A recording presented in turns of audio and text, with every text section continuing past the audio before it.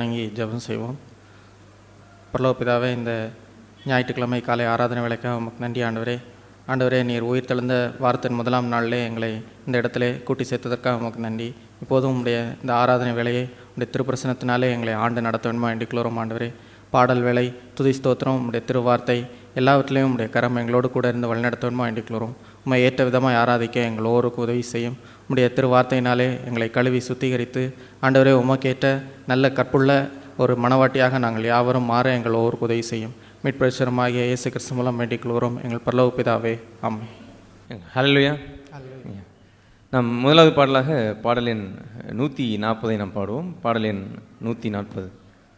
நம்ம இம்மட்டும் அன்பின் தெய்வமாக நம்மை நடத்தி வந்த நம்முடைய அன்பின் ஆண்டவர் அவரை நம்ம இருதயத்தின் நன்றி உள்ளத்தோடு அவரை பாடி உயர்த்தி எல்லோரும் உற்சாகமாய் ஆண்டவரை மகிமைப்படுத்தி கரங்களை தட்டி இந்த பாடலை பாடுவோம். இத்தனை நன்மைகள் நம் வாழ்வில் செய்திருக்கிறார். அவரை பாடுவதற்கு எந்த தயக்கமும் தேவையில்லை. இதயத்தின் ஆழத்திலிருந்து நன்றி உள்ளத்தோடு நம்ம எல்லோரும் பாடலை பாடுவோம்.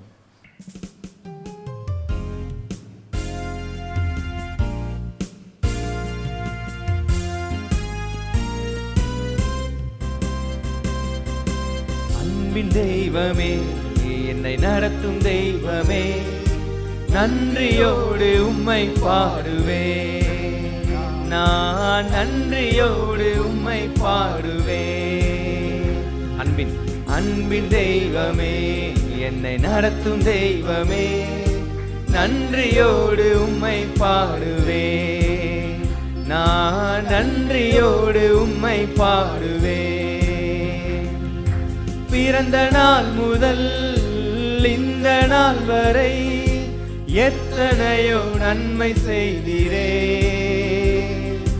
பிறந்த நாள் முதல் இந்த நாள் வரை எத்தனையோ நன்மை செய்தீரே. ஐயா, எத்தனையோ நன்மை செய்தீரே. ஐயா, எத்தனையோ நன்மை செய்தீரே. அன்பின் தெய்வமே, என்னை நடத்தும் தெய்வமே, நன்றியோடு உம்மை பாடுவே. நான் நன்றியோடு உம்மை பாடுவே. புதிய கிருபையால் என்னை தாங்குகின்றீரே, புதிய வழியில் நடத்துகின்றீரே. புதிய கிருபையால் என்னை தாங்குகின்றீரே, புதிய வழியில் நடத்துகின்றீரே. இது ஆச்சரியம், ஆச்சரியம்தானே. இது ஆச்சரியம், ஆச்சரியம்தானே. அன்பின் தெய்வமே, என்னை நடத்தும் தெய்வமே, நன்றியோடு உம்மை பாடுவே. நான் நன்றியோடு உம்மை பாடுவே. சிறுமையானவனை தூக்கி எடுத்தீரே, அளவில்லாமல் ஆசீர்வதித்தீரே. சிறுமையானவனை தூக்கி எடுத்தீரே, அளவில்லாமல் ஆசீர்வதித்தீரே. இது அதிசயம், அதிசயம்தானே. இது அதிசயம், அதிசயம்தானே. அன்பின் தெய்வமே, என்னை நடத்தும் தெய்வமே, நன்றியோடு உம்மை பாடுவே.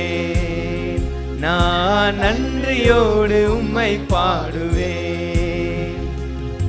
பரமக்குயவனே, உமது கரங்களில் என்னையும் கொடுத்து விட்டேனே. பரமக்குயவனே, உமது கரங்களில் என்னையும் கொடுத்து விட்டேனே. உம் சித்தம் போல என்னை நடத்துவே. உம் சித்தம் போல என்னை நடத்துவே. அன்பின் தெய்வமே, என்னை நடத்தும் தெய்வமே, நன்றியோடு உம்மை பாடுவே. நான் நன்றியோடு உம்மை பாடுவே. அல்லேலூயா. இரண்டாவதாக 250வது பாடல். 250வது பாடலை பாடுவோம்.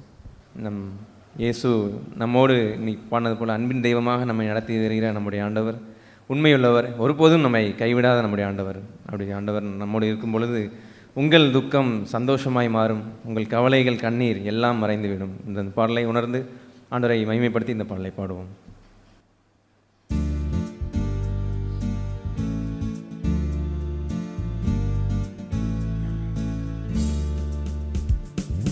உங்கள் துக்கம் சந்தோஷமாய் மாறும், உங்கள் கவலைகள் கண்ணீர் எல்லாம் மறைந்துவிடும்.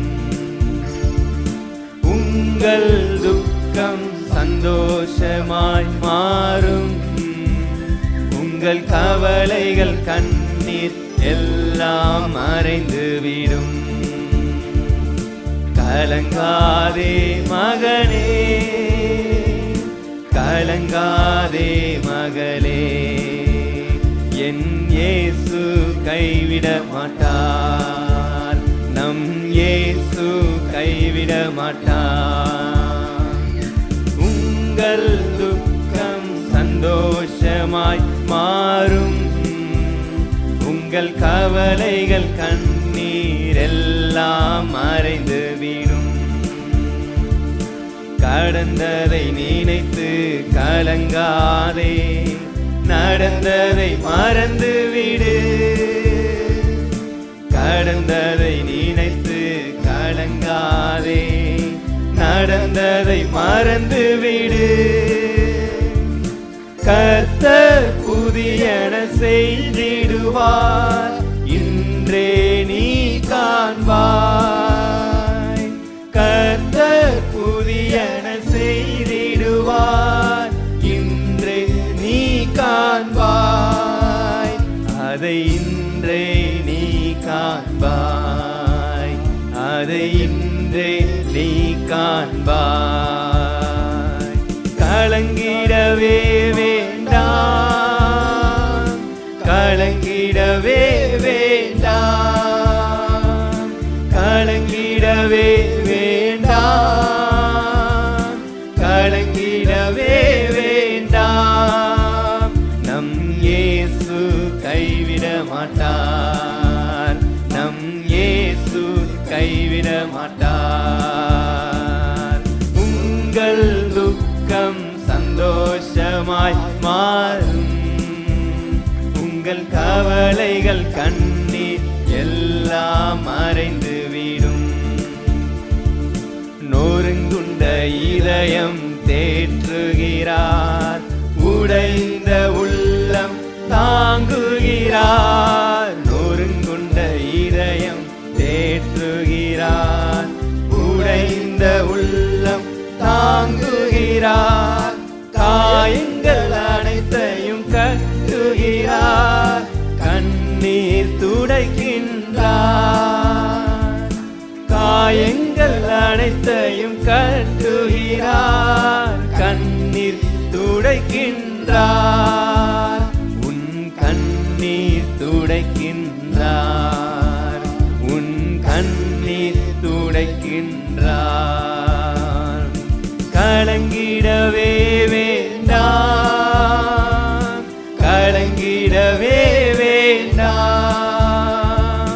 கலங்கிடவே வேண்டாம், கலங்கிடவே வேண்டாம். நம் இயேசு கைவிட மாட்டார், நம் இயேசு கைவிட மாட்டார்.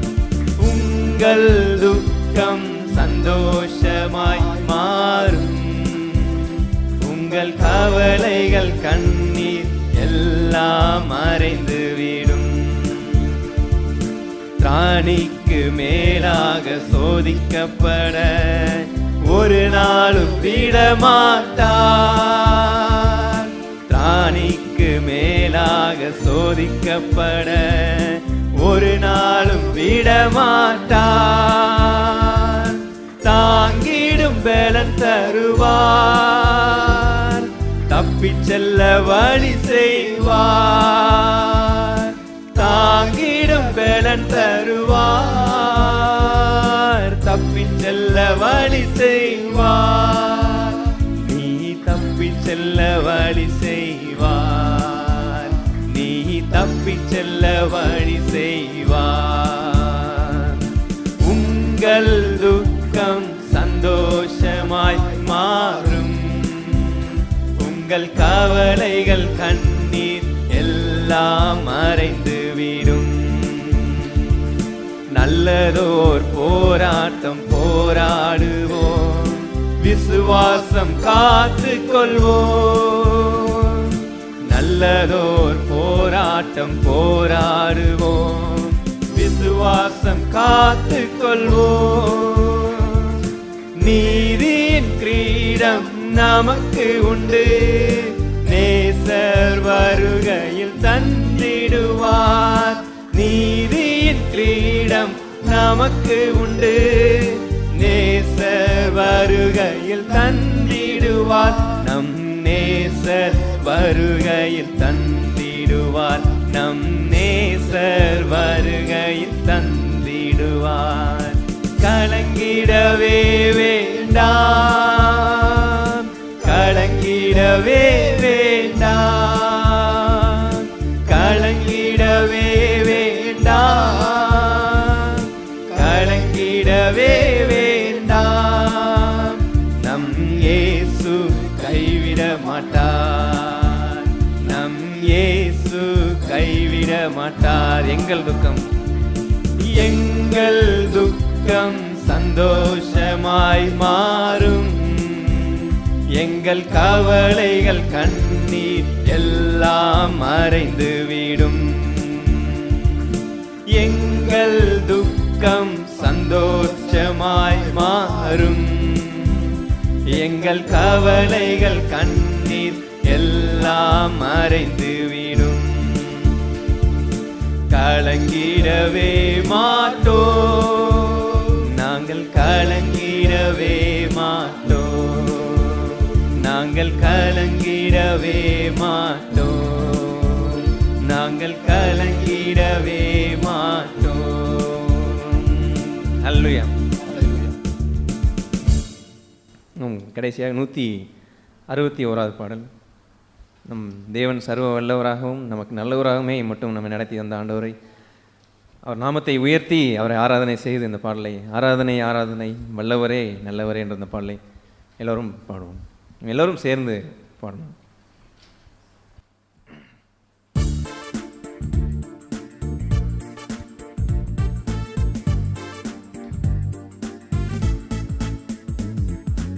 ஆராதனை ஆராதனை வல்லவரே நல்லவரே. ஆராதனை ஆராதனை வல்லவரே நல்லவரே. உந்தன் நாமம் உயர்த்தியே பாடிடுவேன் உயிருள்ள நாளெல்லாம். உந்தன் நாமம் உயர்த்தியே பாடிடுவேன் உயிருள்ள நாளெல்லாம். ஆராதனை ஆராதனை வல்லவரே நல்லவரே. பாவங்கள் எமக்காய் சுமந்தவரே உமக்கே ஆராதனை. பாடுகள் எனக்காய் சகித்தவரே உமக்கே ஆராதனை. பாவங்கள் எமக்காய் சுமந்தவரே உமக்கே ஆராதனை. பாடுகள் எனக்காய் சகித்தவரே உமக்கே ஆராதனை. ஆராதனை ஆராதனை வல்லவரே நல்லவரே. ஆராதனை ஆராதனை வல்லவரே நல்லவரே. உந்தன் நாமம் உயர்த்தியே பாடிடுவேன் உயிருள்ள நாளெல்லாம். உந்தன் நாமம் உயர்த்தியே பாடிடுவேன் உயிர் நாளெல்லாம். ஆராதனை ஆராதனை, வல்லவரே நல்லவரே, ஆவியின் வரங்களை தந்தவரே, உமக்கே ஆராதனை. அபிஷேகம் எனக்காய் தந்தவரே, உமக்கே ஆராதனை. ஆவியின் வரங்களை தந்தவரே, உமக்கே ஆராதனை. அபிஷேகம் எனக்காய் தந்தவரே, உமக்கே ஆராதனை. ஆராதனை ஆராதனை, வல்லவரே நல்லவரே, ஆராதனை ஆராதனை, வல்லவரே நல்லவரே. உந்தன் நாமம் உயர்த்திய பாடிடுவேன் உயிருள்ள நாளெல்லாம். உந்தன் நாமம் உயர்த்திய பாடிடுவேன் உயிருள்ள நாளெல்லாம். ஆராதனை ஆராதனை, வல்லவரே நல்லவரே, மரணத்தை எனக்காய் ஜெயித்தவரே, உமக்கே ஆராதனை. பாதாள வல்லமை தகர்த்தீரே, உமக்கே ஆராதனை. மரணத்தை எனக்காய் ஜெயித்தவரே, உமக்கே ஆராதனை. பாதாள வல்லமை தகர்த்தீரே, உமக்கே ஆராதனை. ஆராதனை ஆராதனை, வல்லவரே நல்லவரே, ஆராதனை ஆராதனை, வல்லவரே நல்லவரே. உந்தன் நாமம் உயர்த்திய பாடிடுவேன் உயிருள்ள நாளெல்லாம். உந்தன் நாமம் உயர்த்திய பாடிடுவேன் உயிருள்ள நாளெல்லாம். ஆராதனை, வல்லவரே நல்லவரே, ஆராதனை ஆராதனை, வல்லவரே நல்லவரே.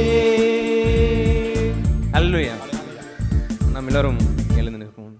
நம் வாழ்வில் எப்பொழுதுமே நல்லவராகவே நம்மை மட்டும் நடத்தி வந்த நம்முடைய அன்பின் தெய்வம், நம்ம இம்மட்டும் கைவிடாது நடத்தி வந்த நம்ம பாடினது போல அன்பின் தெய்வமாகவே நம்மளோடு இருந்து தொடர்ந்து இம்மட்டும் நடத்தி வந்தார்.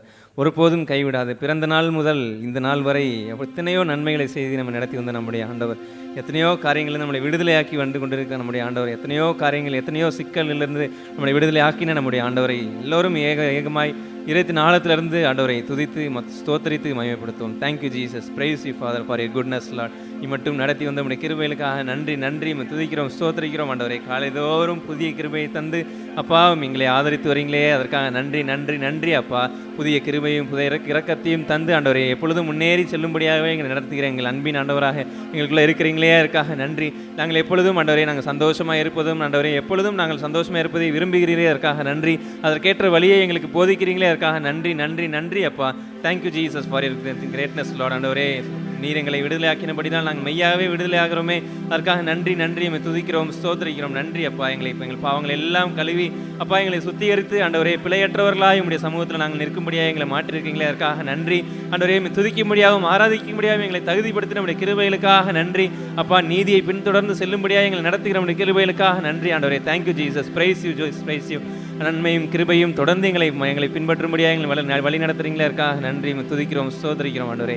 Thank you Jesus, praise you father for your goodness in our life lord. Thank you Jesus, praise you lord Jesus. Thank you Jesus. துதிகளின் மத்தியில் வாசம் செய்யும் தூதர் கணங்கள் போற்றும் தேவனவரே, தூதிகளின் மத்தியில் வாசம் செய்யும் தூதர் கணங்கள் போற்றும் தேவனவரே, வேண்டிடும் பக்தர்களின் கூரைகள் கேட்கும், வேண்டிடும் பக்தர்களின் கூரைகள் கேட்கும் திக்கற்ற பிள்ளைகளின் தேவனவரே, திக்கற்ற பிள்ளைகளின் தேவனவரே, அவர் எந்தன் சங்கீதமானவர், அரணான கோட்டையுமாம், ஜீவனின் அதிபதியான அவரை ஜீவிய காலமெல்லாம் வாழ்த்திடுவோம், ஜீவனின் அதிபதியான அவரை ஜீவிய காலமெல்லாம் வாழ்த்திடுவோம், அவர் எந்தன் சங்கீதமானவர். நம்ம எல்லோரும் சுருக்கமாய் ஆண்டவருக்கு துதிகளையும் நன்றிகளையும் ஏறெடுப்போம். எசையா 41ஆம் அதிகாரம் 14ஆம் வசனம் வாசியுங்கள். எஸ், அவர் சொல்கிற அந்த அற்புதமான வார்த்தை பாருங்கள். யாக்கோபு என்னும் பூச்சியை, இஸ்ரவேலின் சிறு கூட்டமே, பயப்படாதே, நான் உனக்கு துணை நிற்கிறேன். இதை இன்றைய உலகத்தில் உள்ள இந்த தேசத்துடைய மேப் என்று பார்க்கும் பொழுது கூட ஒரு கொடைக்கானலே போய் யாராவது தேசம் என்று சொல்லுவார்களாம், அல்லது ஒரு ஊட்டியை தான் தேசம் என்று சொல்லுவார்களாம். அதுபோன்று ஒரு மலைப்பிரதேசம், ஸ்மால் ஒரு மலைப்பிரதேசத்தை, அதிலே வெவ்வேறு சிறு சிறு மலைகள், நடுவிலே ஒரு பெரிய சியோன் மலை, எபிரோன் மலை என்று இருந்தாலும் மொத்தத்திற்கு இருப்பதெல்லாம் ஒன்று மலைப்பிரதேசம்தான். ஆகவே அதுபோன்ற ஒரு இஸ்ரவேல் என்பது ஒரு சிறு கூட்டம். அதுபோன்று ஒரு சிறிய இஸ்ரேலாய் தேவனுடைய பார்வையிலே இன்றும் அப்படி தான் இருக்கிறது. இஸ்ரேல் ஒன்றும் மற்ற இடத்தை ஆக்கிரமித்து அவளை பிடித்து வெல்ல வேண்டும் என்று எண்ணினதில்லை. ஆனால் இஸ்ரவேலோ தன்னை பாதுகாப்பதற்கு எப்பொழுதுமே கர்த்தரை நம்பி அவரை நம்பியிருப்பார்கள். ஏனென்றால் கர்த்தர் அவர்களுக்கு என்னவாக இருக்கிறார்? உதவி செய்கிறவராக இருக்கிறார். கர்த்தர் அவர்களுடைய பரிசுத்தராக இருக்கிறார், அவருடைய மீட்பராக இருக்கிறார். அவ்விதமாய் அவர் இருக்கிற அப்படின்னாலே they won't go for offense. சண்டைக்கும் யுத்தத்திற்கும் போனதில்லை. இஸ்ரவேலர்கள் யுத்தத்திற்கு போனார் என்று எங்கேயாவது எழுதியிருக்கிறதா? இந்த சமயம் நடந்து வருகிற சுமார் 1 இயர் ஆகிவிட்டு எண்ணுகிறேன். இந்த காசா நகரத்து மக்கள், அந்த பலஸ்தீனிய மக்கள் ஒரு டனல் அமைத்து அதை அந்த டனல் ரகசியமாய் டனலை அமைத்து அந்த பக்கத்தில் இருக்கிற ஈரான், பக்கத்தில் இருக்கிற ஏமன், எத்தனையோ சுற்றி சூழல் இருப்பது எல்லாமே விரோதிகள் தான். அவர்கள் ஒரு பெரிய டனல், பெரிய பேட்டன் டேங்க் போகிற மாதிரி உள்ள டனல் அதை அமைத்து அதை எங்கே கொண்டு வந்து வைத்து விட்டார்கள். இஸ்ரேலுடைய மெயின் பிளேஸ்லே ஓப்பன் ஆகுது போல் வைத்து திடீரென்று ஒரு நாள் அவர்கள் அந்த பஸ்கா, அந்த என்ன பண்டிகை என்று வாசித்தோம் அங்கு நிகழ்ச்சியிலே, அந்த ஃபீஸ்ட் ஆஃப் டேபர்நாக்கிள், அந்த கூடார பண்டிகை என்று நடத்தின நேரத்தில் எல்லோரும் வந்து விடுவார்கள். அந்த கூடார பண்டிகையிலே ஜனங்கள் அந்த முழு கவனம் செலுத்தியிருக்கிற நேரத்தில் ஓப்பன் தேட் டனலை ஓப்பன் உள்ளே வந்து விட்டார்கள். உள்ளே வந்து 1000 பேர் மேல் கொலை செய்தார்கள். அவர்கள் கொலை செய்துவிட்டு போகும் பொழுது எப்படி வந்தார்கள், எப்படி போனார் என்றே தெரியவில்லை. அந்த டனல் வழியாக உள்ளே போய்விட்டார்கள். உடனே தான் அவர்கள் wanted to protect them, தங்களை பாதுகாப்பதற்கென்று பக்கத்தில் இருக்கிற அந்த காசா நகரிலே அவர்கள் யுத்தம் ஆரம்பித்தார்கள். That is to protect them, தங்களை பாதுகாப்பதற்குத்தான் அவர்கள் செல்வார்கள் அல்லாமல் they never go for offense, போய் சண்டை ஓடுவதற்கு என்று சென்றதாக ஒரு இடத்துல நீங்கள் பார்க்கையில். To protect them. எகிப்து ஒரு நாள் சண்டைக்கு அவன் வந்தான். எகிப்து ஆதரவாய் உலகமே நின்றது. The whole world. இப்பொழுதுதான் 1947ஆம் வருடம் அந்த நேசன் உருவாகிறது. மீண்டும் அந்த அத்திமரம் துளிர்விடுகிறது. ஒரு சிறிய நாடாக வருகிற இந்த நேரத்தில் போய் இப்படி நீ எதிர் நிற்கிறாயே, எகிப்து உன்னை நசுக்கி விடுவான், மேப்லேருந்து தூக்கி விடுவேன் என்று அந்த நாசர் அவன் சொன்னான். அதிபர் நாசர் சொன்னார். அப்படிலாம் இருக்கும் பொழுது இஸ்ரவேலோ, இது எங்கள் தேசம் தந்த பூமி, வி பிலாங் டு இட், எங்களுக்கு சொந்தம், அவர் எங்களுக்கு சொந்தமாய் தந்த பூமி, இதை நாங்கள் இழந்து விட்டு நாங்கள் போவதற்கு ஆயத்தமில்லை, அப்படியானால் யுத்தத்தை சந்திக்க ஆயத்தமா என்று கேட்கிறார்கள். நைல் நதியை அடைத்து போட்டார்கள், வர்த்தகம் நடைபெறாமல் பார்த்தார்கள். என்னவெல்லாம் நடந்த நேரத்தில் காட் ஸ்டூட் வித் இஸ்ரேல். யாரோடு இருந்தார்? அந்த சிறு கூட்டத்தோடு தான் இருந்தார். அன்று முதல் இன்று வரைக்கும் நின்று கொண்டு தான் இருக்கிறார். அதை குறித்து அந்த முந்தின பதிலை நீங்கள் வாசித்து பார்த்தால் தெரியும். அவர் சொல்லுவார், அந்த ஏசாயா 41ஆம் அதிகாரம், என் தாசனாக இஸ்ரவேலே, நான் தெரிந்து கொண்ட யாக்கோபே, என் சிநேகிதனான ஆபிரகாமின் சந்ததியை. இப்படியெல்லாம் அவர் சொல்கிறார் பாருங்கள். The people who know God, தேவனை அறிந்தவர்கள், தேவனோடு ஃப்ரெண்ட்ஷிப் வைத்து கொண்டவர்கள் என்று சொல்வதெல்லாம் மகத்துவமான இந்த உலகத்தில் உள்ள மேன்மை. இந்த உலகத்தில் சில நட்புகளை நோக்கி ஓடுகிறவர்கள் இருக்கிறார்கள். அது யூஸ்லெஸ். நோ, எல்லோரையும் நேசிப்பதும் எல்லோரையும் ஒன்றாய் கூட்டி கட்டப்படுவது என்பது அவசியம்தான், அது முக்கியம்தான். But which is the most friendship? உலகத்தினை சிநேகிக்கிற இடத்துல தெய்வ அன்பு இல்லை என்று ஆண்டவர் சொல்வார். If you love the world, the love of the father is not there. பிதாவின் அன்பு அவனுக்கு இல்லை என்று சொல்லி மறுத்து விட்டார். அதுபோன்று பிரத்யேக சிநேகம் என்று இருக்கிறதே, அதை புட்டிட் ஓவர் காட், தேவனுக்கு மாத்திரமே வைத்திருக்க வேண்டும். ஒரு மனைவி தன்னுடைய கணவனை மாத்திரமே நேசிப்பதற்கு தன் உள்ளத்தை அவனுக்கென்று இருவர் ஒன்றாய் இருக்கிறபடினால், அவருக்கென்றே தருகின்றபடினால், அதுபோலவே அந்த ஒரே அன்பு, பிரத்யேக அன்பை வேறு யாருக்கும் அவள் தந்துவிட மாட்டாள். அது கற்பு ஒழுக்கம் என்று நாம் சொல்கிறோம். அந்த கற்பு தன்மையை தன் கணவனுக்கு மாத்திரமே என்று வாழ்வது எத்தனை மேன்மையான ஒரு பகுதி. அதுபோல் ஆபிரகாம் யாராக இருந்தான் என்று சொன்னால், என் சிநேகிதனாகிய ஆபிரகாமின் சந்ததியை என்று அவனை புகழ்கிறான் பாருங்கள். அவரை புகழ்ந்து, நான் பூமி என் கடாந்திரங்களிலிருந்து உன்னை எடுத்து எல்லையிலிருந்து அழைத்து வந்து, நீ என் தாசன், நான் உன்னை தெரிந்து கொண்டேன், நான் உன்னை வெறுத்து விடவில்லை என்று சொன்னேன். நீ பயப்படாதே, நான் உன்னுடனே இருக்கிறேன், நீ திகையாதே, நான் உன் தேவன், நான் உன்னை பலப்படுத்தி உனக்கு சகாயம் பண்ணுவேன், என் நீதியின் வலது கரத்தினால் உன்னை தாங்குவேன். இதோ உன்மேல் எரிச்சல் அடைகிற யாவரும் வெட்கியில் லட்சை அடைவார்கள். யாவரும் வெட்கி என்ன அடைவார்கள்? லட்சை அடைவார்கள். உன்னுடைய வழக்காடுகிறவர்கள் நாசமாகி ஒன்றுமில்லாமல் போவார்கள். இதை நாம் சொல்வதில்லை, காட் கேன் சே தட். நான் ஒரு நாளும் அப்படி அவர்கள் வெட்கியின் ஒன்றுமில்லாமல் போகட்டும் என்று நாம் சொல்வதில்லை. God will prevail. நான் யுத்தம் செய்து வெற்றி பெறுவேன் என்று சொன்னால் அதை நான் சொல்லலாம். பட் காட், அவரே நின்று அவர் என்ன செய்வார் என்றால், அவரை ஒன்றுமில்லாமல் போவார்கள். உன்னோடைய போராடினவர்களை தேடியும் காணாதிருப்பாய். உன்னோட யுத்தம் பண்ணின மனுஷர் ஒன்றுமில்லாதவர்கள் இல்பொருள் ஆவார்கள். என்னவாய் போவார்களாம்? இல்லாதவர்களாகவே அவர்கள் போயிடுவார்கள். உன் தேவனாய கர்த்தராகிய நான் உன் வலது கையை பிடித்து, பாருங்கள் என்ன அருமையாக அவர் சொல்கிறார், உன் வலது கையை, உன் ஹோல் யுவர் ஹேண்ட், வலது கையை பிடித்து பயப்படாதே, நான் உனக்கு துணை நிற்கிறேன் என்று சொல்கிறேன். யாக்கோபு என்னும் பூச்சியே, இஸ்ரவேலின் சிறு கூட்டமே, பயப்படாதே. அல்லேலூயா, நான் உனக்கு துணை நிற்கிறேன், உதவி செய்வேன் என்று கர்த்தரும் இஸ்ரவேலினுடைய பரிசுத்தரும் உன் மீட்பரும் உரைக்கிறார். ஆகவே இந்த உலகமே அதற்கு சாட்சியாக இருக்கிறது. இந்த உலகமே என்ன சாட்சியாக இருக்கிறது? தட்ஸ் இஸ்ரேல் தான். அங்கே ஒரு இஸ்ரேல் இருக்கிறது. அவர்கள் கிறிஸ்துவை அறிந்து கொண்டவர்கள் என்பது யூதர்கள் எல்லாம் கொஞ்சம் தான், அநேகம் பேர் இல்லை. But they are like the friend of God is the friend of Abraham என்று சொன்னதை போலவே, God is on that side, he loves them still. அவருடைய மனக்கண்கள் திறக்கப்படவில்லை. அது ஏன் அப்படி இல்லை என்று உள்ள காரணங்கள்லாம் நமக்கு புரிவதில்லை. அவருடைய சொந்த வம்சத்திலே அவர் வந்திருந்தாலுமே கூட சொந்த மக்களே அவர் என்ன செய்யவில்லை, அவரை ஏற்றுக்கொள்ளவில்லை. வசனம் அப்படி இல்லை, சொந்த ஜனங்களுக்கு மாத்திரமே வந்தார் என்று இல்லை.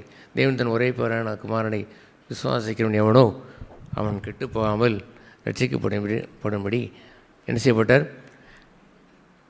அவரை தந்தரளி, நம்ம உலகத்தை அன்பு கூர்ந்து அவரை தந்தளி என்று சொல்லும் பொழுது, he was given to the whole world, உலகத்திற்கு முழுவதும் தரப்பட்டார். ஆகவே தான் ஆண்டு உயிர்த்திலிருந்து போகும்பொழுது அவர் சொன்னார், go into all the world, உலகமெங்கும் போய் சுவிசேஷத்தை அறிவீங்கள் என்று சொன்னார். நாட் ஜஸ்ட் ஃபார் இஸ்ரேல் மாத்திரமில்லை. அவர் என்னை வந்தேன், உள்ளே இருந்தேன், அங்கே தான் இருந்து கொண்டே இருந்தேன். வேறு இடத்திற்கு கூப்பிட்ட பொழுது கிரேக்கர்கள் வந்து கூப்பிடுகிறார்கள், போகவில்லை. அந்த சின்ன நாட்டுக்குள்ளேயே தான் இருந்தார். அதுவும் கலிலேயா கடற்கரை ஓரத்திலேயே தான் தன் ஊழியங்களை அவர் தொடர்ந்தார். ஒரு சில நகரங்கள் கப்பர்நகூமுக்கு சென்றார், அது போன்ற ஒரு சில நகரங்களுக்கு சென்றார். அல்லாமல் உலகத்திற்கு வந்தார் என்று சொல்லுவதெல்லாம் he came to the world. அந்த உலகத்தின் மையப்பகுதியில் வந்து he finish all is work. தன்னுடைய எல்லா ஊழியங்களையும் தன்னுடைய மக்கள் மத்தியிலேயே அவர் செய்து முடித்தார். அந்த மக்களோ அவரை ஏற்றுக்கொள்ளவில்லை என்று எழுதியிருக்கிறது. அவர் ஏற்றுக்கொண்டால் எத்தனை பேர்களோ அத்தனை பேர்களும் இனிமேல் தேவனுடைய பிள்ளைகளாம்படிக்கு அவர்களுக்கு அதிகாரம் கொடுத்தார். அநேகம் குமாரர்களை அவர் தம்முடைய பிள்ளைகளாய் மாற்றும்படி மகிமைகள் கொண்டு வரும்படி அவர் விரும்புகிறார். ஆக அது போன்ற ஒரு பகுதி இருந்தாலும் நம்ம எல்லோரும் அவருக்கு சொந்த. நாம் காணியாட்சிக்கு புறமானவர்கள், நாம் புரஜாதிகள், நாம் இஸ்ரவேல் மக்கள் அல்ல. ஆகிலும் நம்மை ஆவிக்குரிய நாமும் எப்படி இருக்கிறோம்? இஸ்ரவேலராக இருக்கிறோம். பரிசுத்தாவினுடைய அபிஷேகம் என்பது ஒரு என்னவென்று சொன்னால் அது ஒரு முத்திரை. இவன் என்னுடையவன், இவன் எனக்கு சொந்தம் என்பதுதான். பரிசுத்தான அபிஷேகத்தை சும்மா மேலோட்டமாய் பேசிக்கொண்டு போவதில்லை. அது என்னை முத்திரிக்கிறது. My own people, he love me, என்னை நேசிக்கிறான், ஐ லவ் ஹிம் என்று உறவு இருக்கிறதை என் நண்பனாகிய சிநேகிதனாகிய ஆபிரகாம் என்று சொல்வதற்குரிய அந்த ஒப்பனை தான் God sent is Holy Spirit. அந்த மூன்று திரியேக தேவனிலே அடுத்த பகுதியாகி இயேசு சொன்னார், இனி நான் இங்கே இருப்பதில்லை என்று சொல்கிற அந்த இடத்துல he replace the Holy Spirit. யாருக்கு அதை தருவார்? அதுவும் த ஃபாதர் சென்ட். ஃபாதர் பிதா வாக்கு தத்தம் செய்த அந்த பங்கை அவர் யாருக்கு தருவார்? தோஸ் லவ் காட், தேவன் நேசிக்கிறவர்களுக்கு தருவார். எல்லோரும் அந்நியவாசி பேசுகிறாரே நானும் பேச வேண்டும் என்பதற்காக அல்ல. It is not as a public ஒரு ஆடியேஷன், எல்லோரும் பார்க்கக்கூடிய ஒரு சத்தமிட்டு பேசிவிட்டு போவதற்கு அல்ல. ஒருவர் சொன்னார், அபிஷேகம் எப்படி நீங்கள் உறுதிப்படுத்தியிருக்கிறீர்கள், எப்படி நீங்கள் ஆவி நிறைந்து வழி என்று அறிவீர்கள்? ஒவ்வொரு ஞாயிற்றுக்கிழமையும் நான் சபைக்கு போய் அந்நியவாசி பேசுகிறேன் என்று சொல்வார். அதுலேயும் பல அதை அறியாமையினுடைய அடித்தளத்தில் அவர் இருக்கிறார். அது ஒவ்வொரு ஞாயிற்றுக்கிழமை போய் பேசுவதுதான் அந்த அந்நியவாசி என்பது சொல்லி நான் ஏற்கனவே நாம் பேசியிருக்கிறோம். அதை ஆவிக்குரிய யுத்தம் செய்வனுக்கு அந்த ஓய்ந்து அந்த இளைப்படைந்த நேரத்தில் இளைப்படைந்தவனை இளைப்பாறல் செய்கின்ற ஆவி, ரெஃப்ரெஷ்மெண்ட், இன்னும் தொடர்ந்து ஆவிக்குரிய யுத்தம் செய்வதற்கு அவனை ரெஃப்ரெஷ் பண்ணுகின்ற ஆவிதான் அந்த அந்நியவாசி பேசும் பொழுது அவனுடைய வாக்குக்கடங்காத பெருமூச்சிலே அவன் ஏறெடுத்து இன்னது ஜெபிக்க வேண்டும் என்று அறியாத நேரத்திலே தெய்வ சித்தத்தின்படி ஜெபிப்பதற்கு ஆவியானவர் துணை செய்து ஜெபம் செய்து தேவனுக்கும் அவனுக்கும் ஒரு தொடர்பை ஏற்படுத்தி ரிஃப்ரெஷ் செய்யும். அவரை ரிஃப்ரெஷ் பண்ணுவதுதான் அந்த அந்நியவாசனுடைய மேன்மை. That's right. எல்லாவற்றிற்கும் மேலே he should receive the power, வல்லமையை பெற்றிருக்க வேண்டும். தெய்வ வல்லமையை பெற்று இயேசு கிறிஸ்துவுக்கு சாட்சியாக வாழவும் வேண்டும். அவ்விதமாய் வாழாமலும் அவ்விதமாய் வாழ்வதற்கு பிரயாசப்படாமலும் இந்த பூமியிலே வாழ்கின்ற ஒரு கிறிஸ்தவனுடைய வாழ்க்கை என்று சொல்வது இந்த சிறு பூச்சியின் வாழ்க்கை தான். இந்த சிறு கூட்டம்தான் நம்மை இந்த உலகத்தோடு ஒப்பிட்டு பார்க்கும் பொழுது, மதுரையில் ஒப்பிட்டு பார்க்கும் பொழுது குறைவான கிறிஸ்தவர்கள். அந்த குறைவான கிறிஸ்தவர்களையும் அவரால் சிநேகிதராய் வாழ்கின்ற கிறிஸ்தவர்கள் அதுவும் குறைவு தான். அந்த சிநேகிதராய் வாழ்கின்ற மக்களின் மத்தியிலேயும் அங்கே யூதாஸ் காரியத்தை ஒன்று ரெண்டு நின்று கொண்டிருக்கிறார்களே, துரோகம் செய்கிறவர்கள், அப்படியும் கொஞ்சம் ஒரு கூட்டம் இருக்கத்தான் செய்கிறது. காலமெல்லாம் அவர்கள் துன்புறுத்தலுக்கு ஆளுகின்றபடினால் அவளுக்கு பெர்மனண்ட்டாக ஆண்டவர் சொல்கிற வார்த்தை என்னவென்று தெரியுமா? பயப்படாதே, நெவர் ஃபியர். உங்களுக்கென்று உள்ள ஒரே ஒரு பகுதி என்னவென்றால் பயப்படாதே என்பதுதான். எனக்கு ஆண்டவர் அப்படி ஒரு பெரும் சீற்றலான காலங்களே அவர் சொன்னார், ஃபியர் நாட், பயப்படாது என்று தான் சொன்னார். நீ பகைக்கப்படுவாய், ஆகிலும் ஐ ப்ராமிஸ் யூ, உன் தலையில் ஒரு முடி கூட என் அனுமதி இல்லாமல் கீழே விழாது என்று அவர் சொன்னார். நீ வைத்திருக்கிற பொறுமையினாலே உன் ஆத்மாவை காத்துக்கொள் என்றும் சொன்னார். அதுபோல் ஆண்டவர் பயப்படாது என்ற வார்த்தையை யாருக்கு அவர் சொல்லுவார்? அவரை நம்பி வாழுகின்ற, அவரையே துணையாய் கொண்டு வாழுகின்றவர்களுக்கு தான் அவர் சொல்லுவார், ஃபியர் நாட், பயப்படாது என்று சொல்லுவார். நான் கொஞ்சமாக இருக்கிறேனே, நான் தனியாகத்தான் இருக்கிறேன். நோ, நீ தனியாக இருந்தாலும் I will be with you. நீ யாரென்று நீ அறிவாயை தெரியுமா? உன்னை நான் எப்பொழுது அறிந்தேன் என்று தெரியுமா? You become a small worm. சிறுபூச்சி என்று சொன்னால் வேர்ம், புழு என்று அர்த்தம். ஒரு புழுவுக்கு ஆதரவு தனியாக நிற்கும் பொழுது அது யாக்கோபு சிறு பூச்சியாய் ஒன்று 100 புழு இருக்கிறது என்று வைத்துக்கொள்ளே அது ஜாலியாக உட்கார்ந்து கொண்டு மென்று கொண்டு இருக்க போல இருக்கக்கூடும். ஒரு புழு என்று இருக்கும் பொழுது ஒரு துணையும் இல்லாத நேரத்தில் ஆண்டவர் சொன்னார், யாக்கோபின் சிறுபூச்சியை பயப்படாதே, நான் உனக்கு உதவி செய்வேன், துணை நிற்கிறேன் என்று சொன்னால் ஆங்கிலத்தில் I will be your helper, உனக்கு நான் உதவி செய்வேன், உன் பரிசுத்தராகிய நான் உனக்கு பரிசுத்தத்தை தந்து யுவர் ரிடீமர், உன்னை மீட்டுக்கொள்வனாய் நான் நிற்பேன் என்றெல்லாம் அவர் சொல்கின்ற அந்த வார்த்தைகளை பார்த்தீங்களா? அப்படித்தான் இன்றும் வெளியே உள்ள அந்த இஸ்ரவேலை பார்க்கிறோம். கர்த்தர் துணை நிற்கிறார். நாம் பதஷ்டமடைந்து ஏதோ ஒன்றை உலகம் சொல்வதைப் போல் சொல்லிவிடக்கூடாது.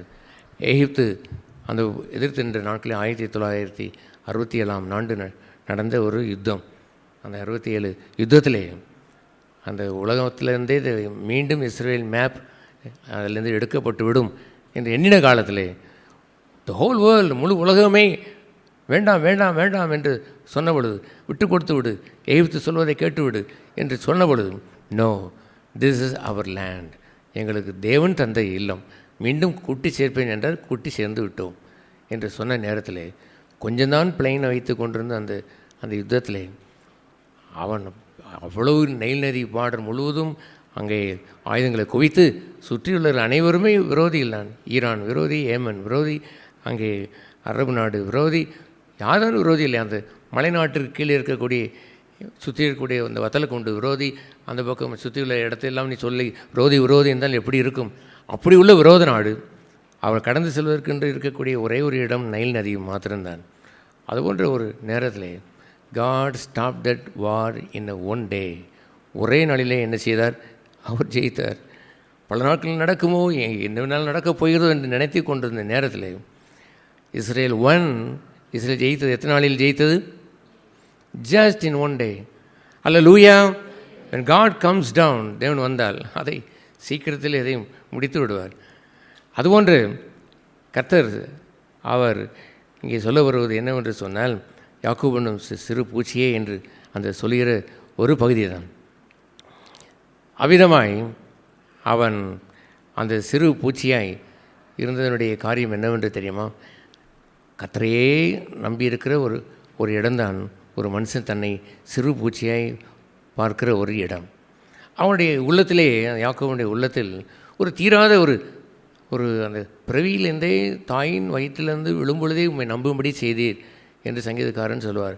நான் என்னுடைய தாயின் வயிற்றில் இருக்கும் பொழுதும், தாயின் வயிற்றிலிருந்து விழுந்த பொழுதும் உண்மையே நம்பும்படி செய்தீர். என் தாயின் முளைப்பாலை நான் குடித்தாலும் என் நம்பிக்கை உம்மீது இருந்தது என்று சங்கீதக்காரன் சொல்லுவார். அதுபோன்று ஃப்ரம் த பர்த் டைம், பிறந்த நாளிலே இருந்து முன்னால் வருவது அண்ணன், அவன் ஏசா போகிறான், பின்னால் வருகின்ற யாக்கோபு அவன் காலை பிடித்து கொண்டு வருகிறான். ஏனென்றால் அந்த நாட்களிலே சேஷ்ட புத்திர பாகம் என்று சொல்வது தேவனுக்குரிய நன்மையான ஈவுகளை முதலாவது பெறுகிறவன் அவன் பெறுவான், தலைச்சனாக இருக்கிறவன் தான் பெறுவான் என்ற பகுதியை காலை பிடித்து கொண்டு வந்தான் இந்த யாக்கோபு. அதை அவன் உள்ளத்தில் வைத்திருந்தபடினாலே அந்த கிரை, அந்த கூக்குரல் அவனுக்குள் இருந்ததுனாலே ஒரு கட்டம் வரும்பொழுது அவன் கூழ் காய்ச்சி கொண்டிருக்கிற நேரத்தில் இந்த ஏசா வருகிறான். அவன் இந்த கூழ் காய்ச்சதை பார்த்து எனக்கு கூழ் வேண்டுமென்று கேட்கிறான். தனக்கு மட்டும் காய்ச்சின கூழ் தான். ஆனால் அவன் அந்த நேரத்தை பார்த்து, உன்னுடைய பொருள் ஒன்றும் வேண்டாம், எதுவும் எனக்கு காசு வேண்டாம், உன்னுடைய இருக்கிற சேஷ்ட புத்திர பாகத்தை தருகிற, என்ன பெரிய சேஷ்ட புத்திரம், நீ வைத்துக்கொள் என்று விட்டு விட்டானே பாருங்கள். அந்த நாள் தொடங்கி பிறவி நாள் இருந்து அந்த நாள் வரைக்கும் he loved God, தேவனை அவன் அவ்வளவாய் நேசித்தான். பின்பு அவன் பெரியவர்களாய் அவர்கள் மாறி அவர்கள் கொஞ்ச காலம் கழித்து சேஷ்ட புத்திர பாத்திர பறித்து கொண்டானே என்று ஆத்திரம் அடைந்து அவனை கொல்ல ஏசா வருகிறான். அதற்கு பயந்து போய் அவன் ஓடிப்போய் அவன் அந்த பழைய தன்னுடைய ஒரு கருவாளி மரத்தின் கீழே அவன் அமர்கிறான். அமர்ந்து துயரத்தோடு ஒரு கல்லை எடுத்து புரட்டி அதிலே போடுகிறான். தலை வைத்து அவன் சாய்த்து படுக்கையிலே அங்கே அவன் எதை கண்டான்? வானத்திலே ஒரு ஏணி இருப்பதையும் அங்கே தூதர்கள் ஏறுவதையும் இறங்குவதையும் அவன் கண்டு, திஸ் இஸ் காட்ஸ் பிளேஸ், இது தேவனுடைய இடம் என்று, இது ஒரு ஜெபக்கூடம், இது ப்ரேயர் ஹவுஸ் என்று பெயர் வைத்து பெத்தேல் என்று பெயரிட்டு அவன் ஊரை விட்டு ஓடுகிறான். அதுபோன்று அந்த ஊரை விட்டு ஓடின அவன் சமயத்தில் கிட்டத்தட்ட ஏசா கொல்ல வந்ததை போல் பார்வோன் கொன்று விடுவானோ என்று பயந்து மோசே ஓடினதை போல் தான் அவன் ஓடுகிறான். மோசே ஓடி சென்று அவன் அடுத்த மீதியானியர் தேசம் பக்கத்தில் இருக்கக்கூடிய அந்த மீதியானியர் அந்த புரஜாதி தேசத்துக்குள் தான் போகிறான். அங்கேருந்து எத்திரோவனுடைய மகளைத்தான் அவன் திருமணம் அவன் செய்கிறான். அதுபோலவே இவனும் ஓடுகிறான். ஓடி போய் சீரியா தேசத்தில் இருக்கக்கூடிய அங்கே தான் போய் ஆடுகளை மேய்த்து கொண்டு அவன் அங்கே இருக்கிறான். அவன் சிரியா தேசத்தில் உள்ள லாபான் என்ற அந்த மனுஷனிடத்தில் போய் அவன் இருந்து ஒரு ஒப்பந்தம், அங்கே உள்ள மகளை திருமணம் செய்கிற ஒப்பந்தம் செய்கிறான். அப்படி 7 வருடம் அடிமை என்று ராகேலை வைத்து அவன் பேசுகிறான்.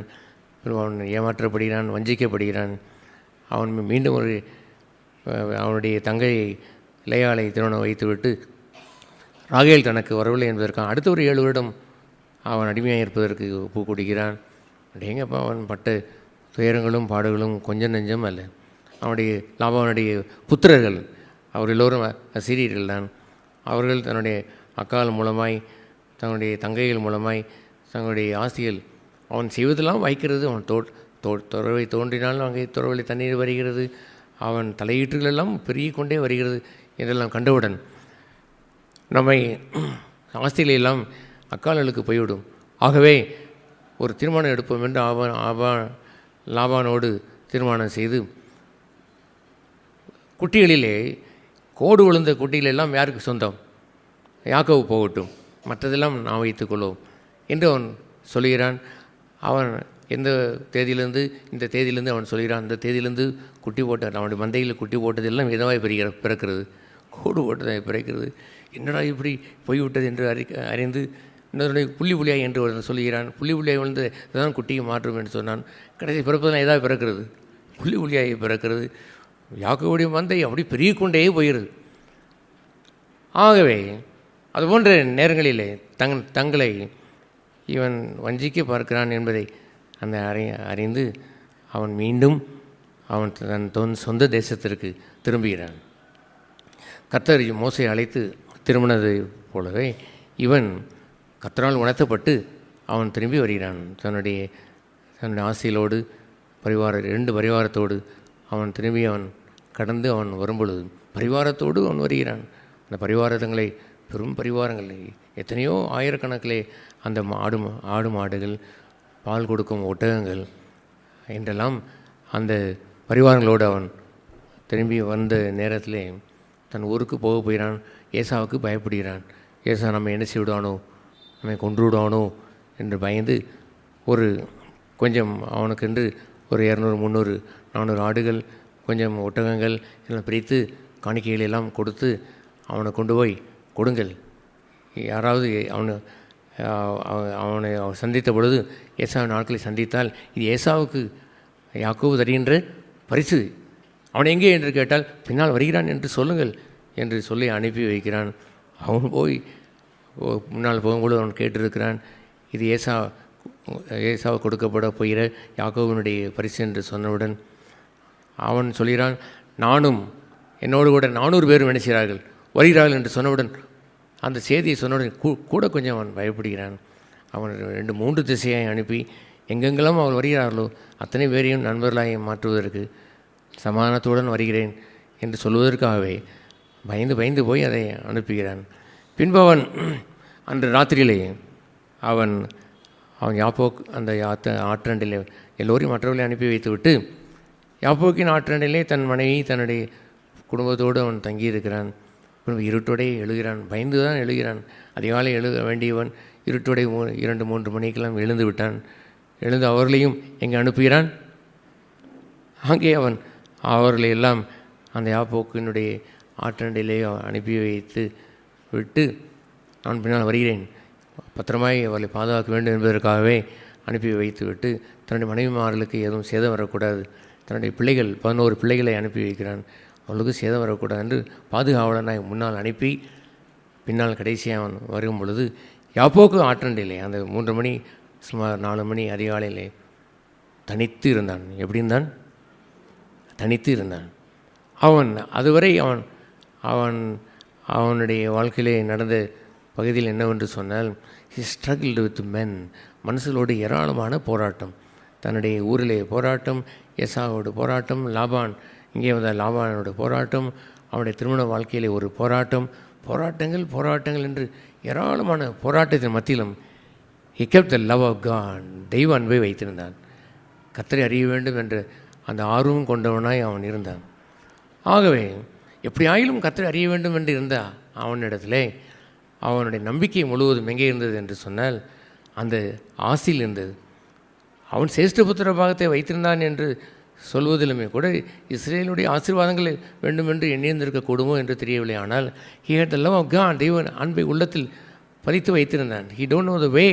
அதை பெற்றுக்கொள்ள வேண்டிய வழி அவன் அறியாவிட்டாலும் அதை வைத்திருந்தான். அவன் அந்த அத்தனை பாடுகள் மத்தியிலையும் தன்னுடைய சகோதரன், தன்னுடைய ஊர், தன்னுடைய மாமனார் ஊர், தன்னுடைய எதிராளியான தன்னுடைய மைத்துனர்கள் அத்தனை பேர் மத்தியிலையும் அவன் அடைந்த துன்பத்தின் மத்தியிலையும் he overcame them. அவர்களை என்ன செய்துவிட்டான்? அவர்களை மேற்கொண்டு அவர்களை எல்லாம் தாண்டி கடவுளை அவர் அன்பு கொண்டான். அநேக சமயங்களிலே யுவர் பர்த் ரைட், உங்களுடைய பர்த் ரைட் என்னவென்று சொன்னால் உங்களுடைய சேஷ்டபுத்திர பாகத்தை இந்த துன்ப நேரங்களில் எத்தனை பேர் தூக்கி போட்டு விடுகிறார்கள். நீங்கள் ஏசாவாய் மாறியதை குறித்து என்றைக்காக வருத்தப்பட்டது உண்டா? அற்பமான ஒரு கூழுக்காக, அற்பமான ஒரு ஆதாயத்திற்காக பரிசுத்த ஜீவியத்தை துச்சமென மதித்து காலின் கீழ் போட்டவர்கள் நிறைய பேர் இருக்கிறார்கள். ஆனால் இத்தனை துன்பங்கள் மத்தியிலேயும் தன்னுடைய சேஷ்டபுத்திரபாகம் தனக்கு இல்லாத போல் தோன்றிய நேரத்திலே அவன் கிரயம் கொடுத்து வாங்கினான்னு பாருங்கள். கிரயம் கொடுத்து தனக்குரிய பசியை இழந்து புசிப்பும் குடிப்பும் அல்ல தேவராஜ்யம் என்று அறிந்து அதை அவன் கேட்டு வாங்கினான்னு பாருங்கள். அப்படி நீங்கள் பிரஜாதியராக இருந்து நாம் கேட்டு வாங்கப்பட்டோமே அந்த சேஷ்டபுத்திர பாகம் அவருடைய மகன் தெய்வத்தினுடைய இனிமையானவன், தெய்வத்திற்கு நண்பனானவன் என்ற பங்கை இழப்பது சரிதானா? அப்படி நான் தேவனுடைய பிள்ளை என்று சொல்லுகின்ற அந்த உறவை கீழே தூக்கி போட்டு விடுவதா? அப்படி அவன் போட்டுவிடவில்லை, அவன் உள்ளத்தில் வைத்திருந்தான். அவனுக்கு வந்த போராட்டங்கள் ஏராளம். அந்த ஏராளமான போராட்டத்தின் மத்தியிலேயும் வேறொரு வழியை அவன் இன்னொரு அசிரியா விட்டு இன்னொரு வேறொரு நாட்டிற்கு அவன் போய்விடவில்லை. தன் நாட்டிற்கே திரும்புகிறான்.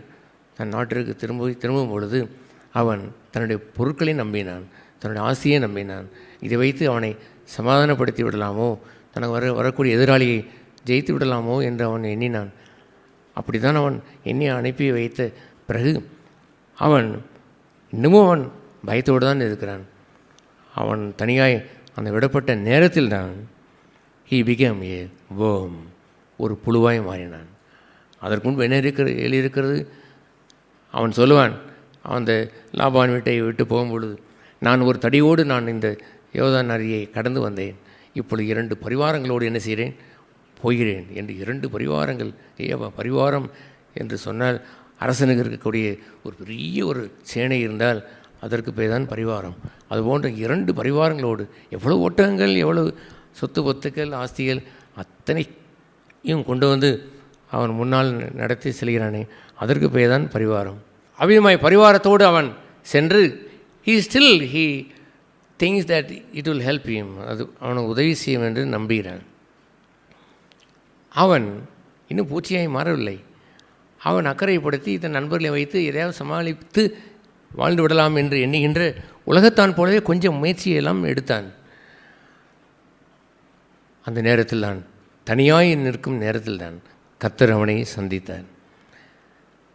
நான் சொல்கிறேன் கேளுங்கள். சில சமயங்களே இப்போ சங்கீதக்காரன் சொல்கின்ற அந்த பகுதி என் வாழ்க்கையில் நிஜமாக இருப்பதை கண்டேன்.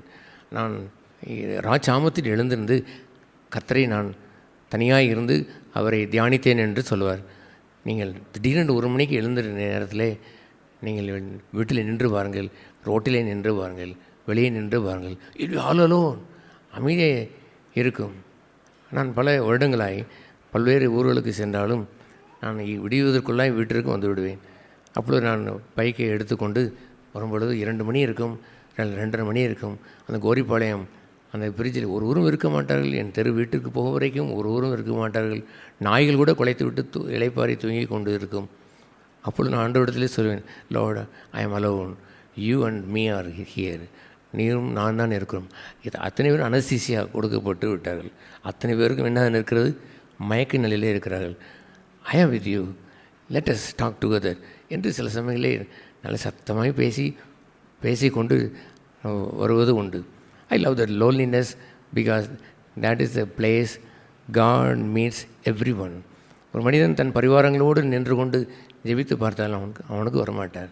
He should be alone. He should leave everything. அவனுடைய இந்த உலக காரியங்கள் தருகின்ற இன்பமோ அல்லது துன்பமோ அத்தனையும் தள்ளி வைத்துவிட்டு he should stand alone. தனியாக இருக்கிற நேரத்தில் தான் கர்த்தர் அவனோடு வருவார். தன்னிலை உணர்வான். அவனோடு அவர் பேசவும் முடியும், தன் வழியை அவனுக்கு காட்டவும் முடியும். ஆகிய அது போன்ற தனித்த நேரம் அறிகிற இடம்தான் தனித்து விடப்படுகின்ற நேரம். ஒரு விதவை குறித்து எழுதியிருக்கும். என்ன விதவை? 2 தீமோத்தேயு 5ஆம் அதிகாரம் 5ஆம் வசனத்திலே வாசிக்கிறோம். 1 தீமோத்தேயு 5ஆம் அதிகாரம் 5ஆம் வசனத்திலே வாசிக்கிறோம்.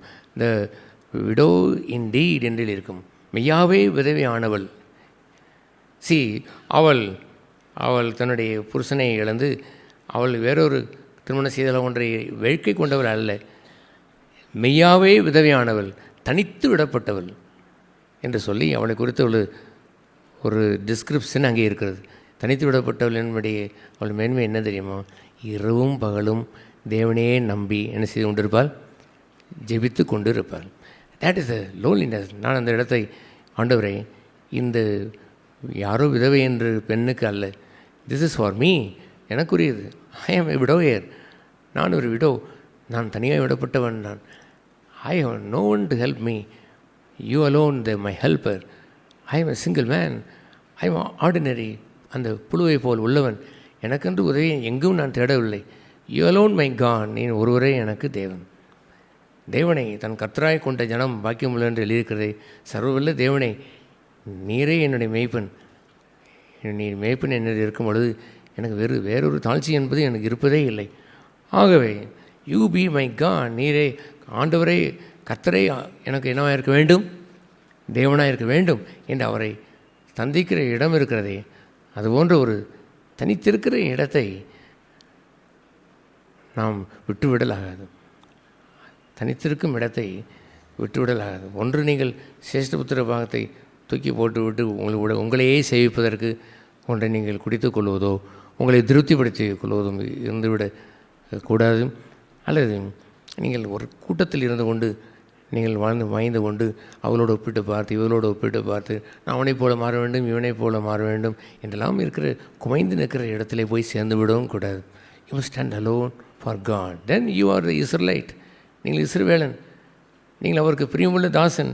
என்ன அவர் சொல்வார்? என் தாசனாகிய இஸ்ரவேலே என்று கூப்பிடுவார். என்ன சொல்வார்? என் தாசன் என்று சொல்லும் பொழுது அவர் நாட் ஓன்லி த தாசன், த சன் ஆல்சோ. தாசன் என்று சொன்னால் சர்வெண்ட் என்று அர்த்தம். மை சன் அந்த என் தாசனும் என் நேசனும் என்று இன்னொரு இயேசுவை குறித்து எழுதியிருக்கும். என் தாசனும் என் நேசன். இதோ என் நேசன், என்னுடைய தாசன்.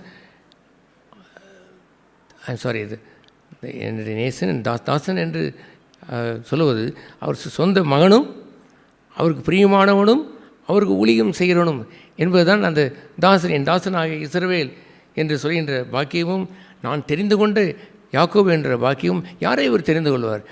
தன்னை நேசிக்கிறவன், தன்னை மேல் அன்பு கூறுகிறவன், பிரியப்படுகிறவன், தன்னோடு ஐக்கியம் கொண்டவன் என்பவனை தான் அவர் சொல்லுவார். நான் தெரிந்து கொண்ட யாக்கோபு. யாரை அவர் தெரிந்து கொள்வார்? பொக்குத்தனமாய் வாழுகின்ற ஏசாவை தெரிந்து கொள்வார். அவன் தான் முதல் வந்து விட்டான், போகட்டும், அவனுக்கு இந்த சிரேஷ்டபுத்திர பாகம் என்று விட்டுவிடுவாரா? அவன் பொக்கை நாடி வருகிறான் என்று தெரிந்தவுடனே அவன் வயிற்றிலே இருக்கும் பொழுதே அந்த அவனுடைய இரட்டை பிள்ளையாய் பிறக்கக்கூடிய கருவை திருப்பி வைத்து அவனுடைய கொதிங்காலை பிடிக்க வைத்து விட்டார். அங்கே இருந்து வரும்பொழுதே அவருடைய தாசனாய், அவரை நேசிக்கிற நேசனாய், என் சிநேகிதனாகி ஆபிரகாமுடைய சந்ததியாய், சிநேகிதன் என்ற அந்த சந்ததியை பாதுகாக்கிறவர்தான் கர்த்தர். ஆபிரகாம் தேவனுடைய சிநேகன், அந்த சந்ததியில் வந்தவன் தான் இந்த யாக்கோபு. அதுபோன்ற ஒரு பிரியமும் கொண்டவனாய் அவன் இருந்தபடினாலே அவன் தனித்து விடப்பட்ட அந்த நேரம் வந்த பொழுதும் த காட், தேவன், அந்த ஏஞ்சலிக் ஃபார்மில் அந்த ஃபார்மில் அவனிடத்தில் வந்து மனுஷனாய்த்தான் வருகிறார். அவனோடு என்ன செய்தார்? அவர் என்ன வாசிக்கிறோம்? அந்த 32ஆம் அதிகாரம் 24 சரி, யாக்கோபு பிந்தி தனித்து இருந்தான். எல்லாவற்றையும் அனுப்பி வைத்து விட்டு அக்கறைப்படுத்தி விட்டு யாப்போத்தின் அந்த ஆற்றண்டைக்கு பிறகு அப்புறப்படுத்தி விட்டு முதலாவது ஒரு செட் ஆஃப் தன்னுடைய சொத்துக்களை அப்புறப்படுத்தினான். பின்பு தன்னுடைய மனைவி, அந்த வேலைக்காரர்கள், தன்னுடைய பிள்ளைகள் அவனை அப்புறப்படுத்தி விட்டு அவன் பின்னால் அவர்களை ஃபாலோ பண்ணுவதற்கு அவன் தனித்து நிற்கிறான். அந்த நேரத்தில் அந்த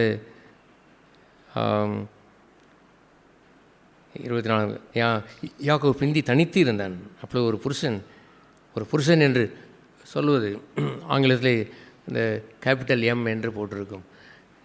not ordinary man, it is a special man. ஒரு பரத்திலிருந்து வந்த தெய்வ ரூபத்தில் வந்த ஒரு புருஷன். அந்த புருஷன் அல்லது இந்த சீஃப் ஏஞ்சலிக் ஃபார்ம், ஒரு சீஃப் ஏஞ்சலிக் ஃபார்மில் வந்தவன். அதெல்லாம் குறித்து நாம் ஆராய்ச்சி செய்வதல்ல, but it is some divine force. தேவன் கொண்டு வந்த ஒரு திவ்யமான ஒரு ஃபோர்ஸ் அவனிடத்திலே வருகிறார். வந்து விடியுமளவும் அவனுடனே போராடி அவனை மேற்கொள்ளாததை கண்டார். அவனை என்ன செய்யவில்லை? மேற்கொள்ளாததை அவர் கண்டார். ஏற்கனவே அவன் யார் என்று சொன்னால், இந்த யாக்கோபு யார் என்று அங்கே வாசிக்கிறோம். நீ மனுஷரோடும் என்ன செய்யதாய் போராடி மேற்கொண்டாயே என்று அவர் சொல்லுவார். That's correct. மனுஷரோடு அவன் போராடி மேற்கொண்டானா இதற்கு முன்பு வரைக்கும்? எஸ். அவனுக்கு வந்த துன்பங்கள், தன்னுடைய அண்ணன் மூலமாக வந்த துன்பங்கள், அவனுடைய புரஜாதி அந்த அசீரியா அந்த லாபான் வீட்டு மூலமாக வந்த துன்பங்கள், அவன் மைத்துனர் மூலமாக வந்த துன்பங்கள், அவனுக்கு வர வேண்டிய அந்த ஒரிஜினல் ராகேலுக்கு அந்த 7 வருடம் அந்த அடிமையின் வந்த துன்பங்கள், பின்பு அதனிலும் வஞ்சிக்கப்பட்டு வந்து அடுத்த ஒரு 7 வருடங்கள் 14 years பாஸ்ட். ஒரு ஆயுள் தண்டனை என்று சொன்னால் 14 வருடங்கள் தான் ஆயுள் தண்டனை. ஆகவே உங்களுடைய ஆயுள் கால இன்சூரன்ஸ் என்று சொன்னால் எத்தனை வருடம்? சாகர வரைக்குமா இன்சூரன்ஸ்? 14 years தான். அதுதான் ஆயுளுடைய மெயின் பார்ட் எல்லாம் சப்ரஸ் ஆகி போய்விட்டது. பின்பு தான் அவளுக்கு லேயாலை அவள் கொடுக்குறான். அதுடன் பின்பு வஞ்சனை அவனை குடும்பமாய் மாறின பிறகு அவனுக்கு வர வேண்டிய வருமானத்திலே குறைக்க பார்ப்பதற்குரிய போராட்டம். கர்த்தரோ துணை நின்று என்ன செய்தார்? தனக்கு பிரியமான சிநேகிதனுக்கு பிறக்கிறதையெல்லாம் அவங்க கேட்டதையெல்லாம் எது இல்லை அவனுக்கு கொடுக்கக்கூடாதுன்னு சொன்னாலும் அதையெல்லாம் பிறந்து இவனுடைய மந்தை பெருகி கொண்டே போனது. எல்லா அந்த இடுக்கண்கள் மத்தியிலையும் ஹி கெப்ட் த ஃபெய்த், அந்த விசுவாசத்தை பாதுகாத்து கொண்டான். மனுஷனால் வந்த துன்பத்தையும் ஹி ஓவர் கேம் இட், அதை அவன் ஜெயித்தான். அல்லேலூயா. அதுபோன்று ஒரு ஜெயம் கொள்வது என்று சொல்வதை தேவனிடம் என்று வரும்பொழுது தேவனை மட்டம் தட்டி ஜெயிப்பது என்று அர்த்தமல்ல. அவரை அவன் மேற்கொள்ள வேண்டும் என்று சொன்னால் அவரை தனக்கு சொந்தமாக்குகின்ற ஒரு பகுதியை அடைந்தான் என்பதுதான். எப்படி அடைந்தான் என்று சொன்னால், அவன் பார்த்தார் அவன் என்ன செய்யவில்லை, அவரை மேற்கொள்ளவில்லை. ஆகவே அவர் என்ன சொன்னார் என்று சொன்னார், நான் உன்னை விட்டு போகிறேன் என்று சொல்வதற்குத்தான் வந்தார். அவனை அவர் மேற்கொள்ள முடியாமல் போனபடினாலே என்ன செய்தார்? அவர் தடையாய் நின்ற ஒன்றை கண்டார். அவனுக்கு எது தடை என்று திடீரென்று காணவில்லை. அவருக்கு தெரியும், இவன் பலன் கொண்டவன், இவன் தன்னுடைய சுய பலத்தினால் போராடுகிறவன் என்பதை கண்டு அவனுடைய வலிமையான தொடை சந்தை என்ன செய்து விட்டார்? சுளுக்கி போக செய்து விட்டார். அதை முறித்து விட்டார். அவனுடைய தொடை சந்து முறிந்து போனது. அவனுடைய பலன் குன்றின பிறகுதான் நான் போகட்டும் என்று ஆண்டவர் அவர் கூறிய பொழுது அவனுடைய கண்கள் திறக்கப்பட்டது. தன்னோடு போராடினவர் தெய்வம் என்பதை அவன் அறிந்து நீ என்னை ஆசீர்வதித்தால் ஒளியே என்ன செய்ய மாட்டேன், உம்மை நான் போக விடேன் என்று அவன் கூற, உன் பெயர் என்ன என்று ஆண்டவர் கேட்க, யாக்கோபு என்று சொல்ல, உன் பெயர் இனி யாக்கோபு எனப்படாமல் இஸ்ரவேல் எனப்படும். தேவனோடும் மனிதரோடும் எத்தனையோ மனிதரோடும் போராடினாயே, தேவனோடும் மனிதரோடும் போராடி மேற்கொண்டு விட்டாயே. நீ விரும்பின பகுதியிலே, என்னை நாடுகின்ற பகுதியிலே நீ சோர்ந்து போகாமல் நீ அதை விடாப்பிடியாய் என்னை தேடி நீ வந்த நிமித்தம் உன்னை நான் சிறுபூச்சியாய் மாற்றி உன் பலனை உடைத்து உன்னுடைய சுயத்தை என்று சொல்வது அடுத்த பகுதியாய் நமக்கு புதிய ஏற்பாட்டில் வந்தாலும் இங்கே அவனுடைய சுய பலனை குன்ற செய்து முற்றிலும் என்னை நம்பியிருப்பாயாக. பக்கத்தில் இருக்கிற கோலை எடுத்துக்கொண்டு தான் இனி நடக்க வேண்டும் என்ற இடைக்கு வந்து அவனுடைய டிஸ்லொகேட் ஆகிவிடுகிறது. இடுப்பு எலும்பு டிஸ்லொகேட் ஆகிவிட்டது என்றால் இந்த ஆப்ரேஷன் பண்ணுகிற சர்ஜன்ஸுக்கு தெரியும், ரொம்ப கஷ்டம், பிழைப்பது கஷ்டம். அவர் இடுப்பு எலும்பு டிஸ்லொகேட் ஆகுவது என்பது வேறு. அது கீழே உள்ள எலும்புகள் என்ன ஆனாலும் பரவாயில்லை, நடந்து விடுவார்கள். இடுப்பு எலும்பு போனது என்று சொன்னால் அதை சரி செய்வதற்கு மிகவும் கஷ்டம் என்று சொல்வார்கள். அதுவும் அந்த 2 பால் உடைந்து விட்டது என்றால் அவ்வளவுதான். அதை அவன் காலமில்லாமல் அவன் நொண்டியாய்த்தான் நடக்க வேண்டும். அந்த நிலைக்கு அவனை மாற்றி கர்த்தரையே சாய்ந்து கொள்ளும்படி அவன் சதா காலம் சாய்ந்து கொள்ளும்படி செய்தார். இனி அவனுக்கு வேண்டிய ஆசீர்வாதம் எல்லாம் அந்த முன்னால் போன பரிவாரங்கள் அல்ல, அதை வைத்து அவன் மேலே பாராட்டுவதற்கென்று ஒன்றுமில்லை. அதை நம்பி வாழ்வதில்லை. அவன் இனி அது அர்த்தம் இல்லை. உண்மையான ஆசீர்வாதம் எங்கே இருப்பது என்பதை அவன் கண்டுவிட்டான். வந்தது தேவன் என்பதை அறிந்து அவனுடைய பலன் தொடைச்சந்து நொறுக்கப்படுவதற்கு விட்டு கொடுத்து என் தொடைச்சந்தை சுகமாக்கும் என்று கேட்காமல் அதற்கு பதிலாக அவன் என்ன கேட்டான்? என் தொடைச்சந்தையை சுகமாக்கு என்று கேட்கிறது தான் அநேகருடைய கூக்குரல். ஆண்டவரே, எதுக்கு என்னை தொடுகிறீர்? எதற்கு என்னை நசுக்குகிறீர்? ஏன் இவன் எதிராளியாக வருகிறான்? ஏன் இப்படி எல்லாம் பேசுகிறார்கள்? ஏன் இப்படி அன்பற்றவர்களாக நடக்கிறார்கள்? இந்த பாருங்கள், என்னை பார்த்து முறுமுறுக்கிறார்கள், என்னை பார்த்து குறை சொல்கிறார்கள் என்று பகுதி தானே கேட்கிறார்கள். அதன் நடுவிலே இருந்து அந்த நொறுங்குண்டு அந்த நேரத்திலே பிளஸ் மீ, என்னை ஆசீர்வதியும் என்று கேட்டார்களா? கேட்பதில்லை. ஆகவே அதுபோன்ற ஒரு இக்கட்டான அந்த இடத்திலே வைத்து அவனை சுலுக்க வைத்து நான் போகட்டும் என்று சொன்னார். எங்கே போகிறீர்? தொடைச்சந்தை தொட்டு மீண்டும் சுகமாக்கி விட்டு போகும் என்றால் சொன்னான். நீ என்னை ஆசீர்வதித்தால் அவளியே உண்மை நான் போக மாட்டேன், உண்மை போக விடேன் என்றான். உன் பேர் என்ன என்று கேட்டார். யாக்கோபு என்று கூறினான். கர்த்தர் ஒரு மனிதனை கூட்டமாக வந்து ஆசீர்வதிப்பது அல்ல. He wants to know everyone in person. தனிப்பட்ட விதத்திலே பெயர் சொல்லி அழைத்தார் என்று சொல்லி பெயர்களை சொல்லி அழைப்பது இல்லை. அவர் லாசருவே என்று எழும்பி வா என்று சொல்லும் பொழுது எத்தனையோ லாசர்கள் மரித்திருக்கக்கூடும். அந்த நாட்களில் ஒரே பெயரிலே நிறைய பேர் இருப்பார்கள். யூதாஸ் என்று சொல்வதிலே அந்த இயேசுனுடைய சீசர்கள் பெயரிலேயே அந்த அந்த காட்டி கொடுக்கக்கூடிய யூதாஸ் என்று இருக்கிறான். சாதாரண யூதாஸ் என்ற ஒருவன் அங்கே இருக்கத்தான் செய்கிறான். ஆகவே எத்தனையோ லாசர் அங்கே மரித்திருக்கக்கூடும். லாசருவே என்று சொல்லும் பொழுது அவனைத்தான் பெயர் சொல்லி அழைக்கிறார். அவனை மாத்திரம்தான் பெயர் சொல்லி அழைத்தார். எத்தனை லாசர் இருந்தால் என்ன? இங்கேயே நமக்கு எத்தனை பேர் ஒரே பேர் உடையவர்களாக இருக்கிறோம். இந்த டேனியலுங்கிற பேரிலேயே இன்னொரு டேனியல் இருக்கிறார். ஸ்டீஃபன் என்ற பேரில் இன்னொரு ஸ்டீஃபன் இருக்கிறார். எத்தனை பேர் இருக்கிறோம்? அப்படிலாம் இருக்கும் பொழுது உன்னை தனிப்பட்ட விதத்தில் பெயர் சொல்லி அழைத்து யாக்கோபு என்று அவன் பேசினவுடன் இனிமேல் நீ யாக்கோபாய் இல்லாமல் இஸ்ரவேல் என்று அழைக்கப்படுவாய். தேவனோடும் மனிதனோடும் போராடி மேற்கொண்டாயே. ஆகவே அவன் கடைசியாக அவன் தேவனை கண்டுகொண்டானா?